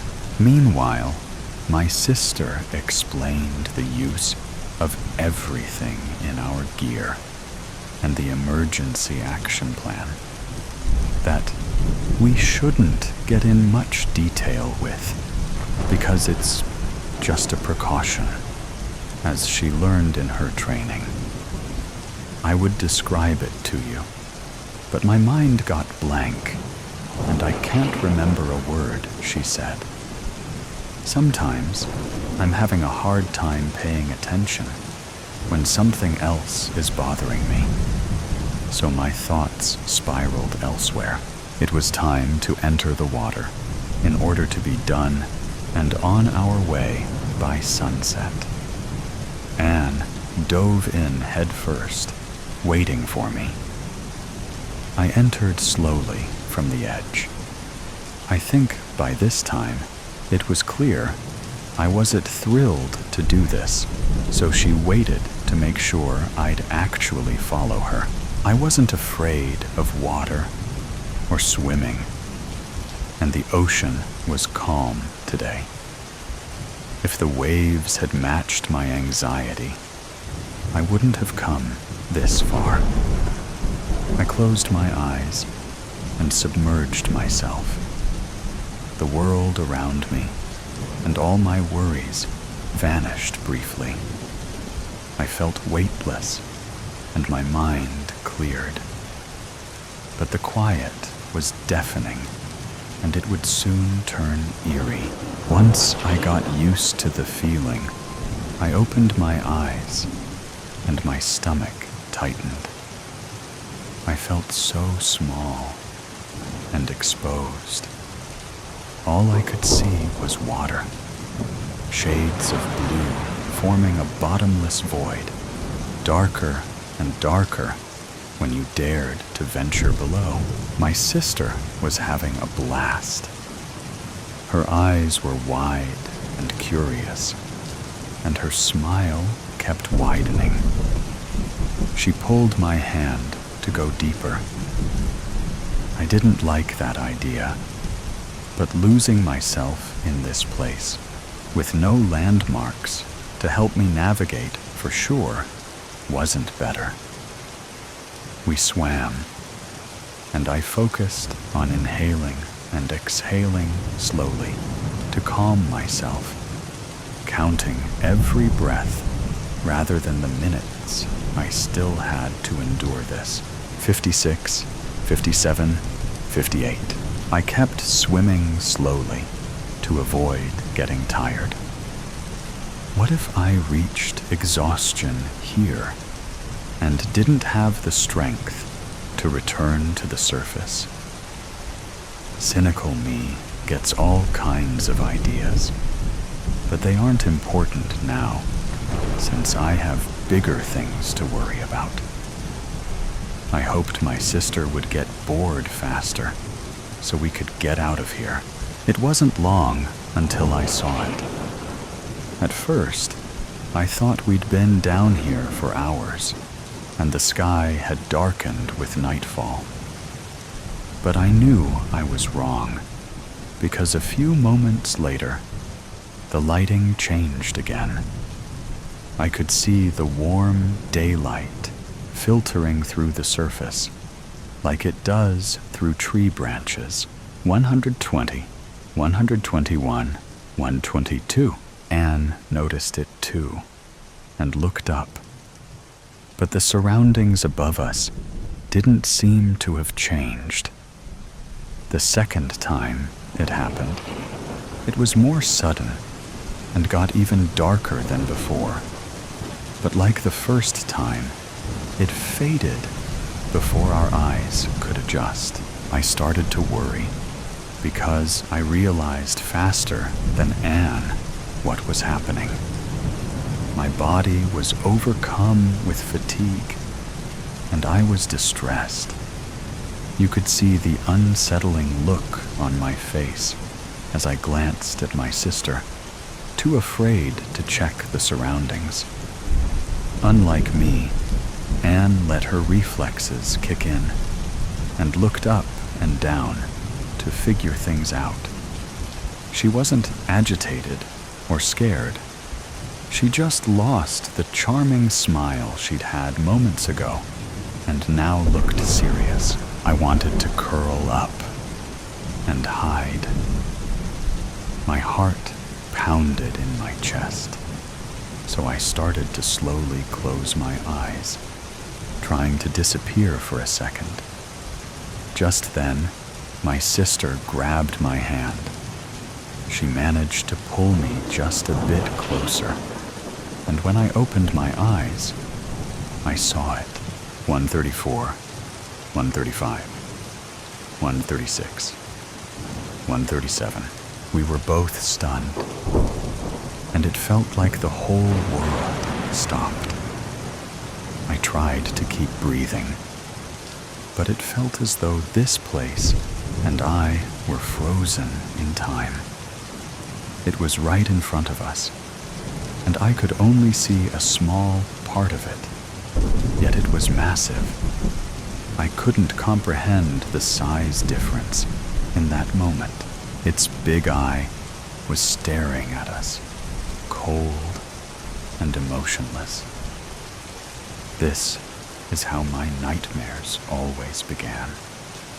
I would see it and try to swim away, but never managed to escape before waking up. It would catch me and swallow me whole. But in my mind, I imagined the stories you are told as a kid, or the ones you see in movies. This was entirely different. Facing a gigantic whale, feeling it look through your fears, not knowing what to do, or if you'll live to see tomorrow. 149, 150, 151. My eyes were wide open now, pupils dilated, and blood freezing in my veins. I felt like my heart was going to jump out of my chest to get away from it all. Since I couldn't, I didn't know what to do. I wanted to swim to shore, but I was too afraid. I thought that moment would never end until I felt it. Anne grabbed my feet and pushed me toward the surface. 171, 172, 173, 174. After she gave me that boost, I felt like I had the strength to keep going. I swam as fast as I could, not looking back to avoid letting fear overwhelm me. I could see the surface, the sun, and in no time, the sky and the boat. I scrambled in, and as soon as I felt the solid ground beneath my feet, I rubbed my eyes and tried to adjust them to the light as quick as possible. 226, 227,228. I looked in all directions. Water, water, water. All I could see was the damn ocean. I waited a little more, kept looking, but there was nothing. Exhaustion and despair washed over me. I kept searching in sight, but it was hopeless. I couldn't see Anne anywhere. I collapsed onto the cold wooden deck, and so today's story has come to an end. Or perhaps it never really ended. There are mysteries still there, questions still unanswered, and sometimes things that seem to only exist in stories can creep into reality in unexpected ways. Are you sure that when you turn off the sound, everything around you will still be normal as before? Or is there something watching you? Either way, always remember that these are just stories, or at least we want to believe that they are. If you like moments of suspense, tension, and breathlessness, don't forget to follow me so you don't miss the next stories. And next time, when you come back, make sure you are ready, because what awaits you may be even scarier than you thought. See you again if you still have the courage to continue listening.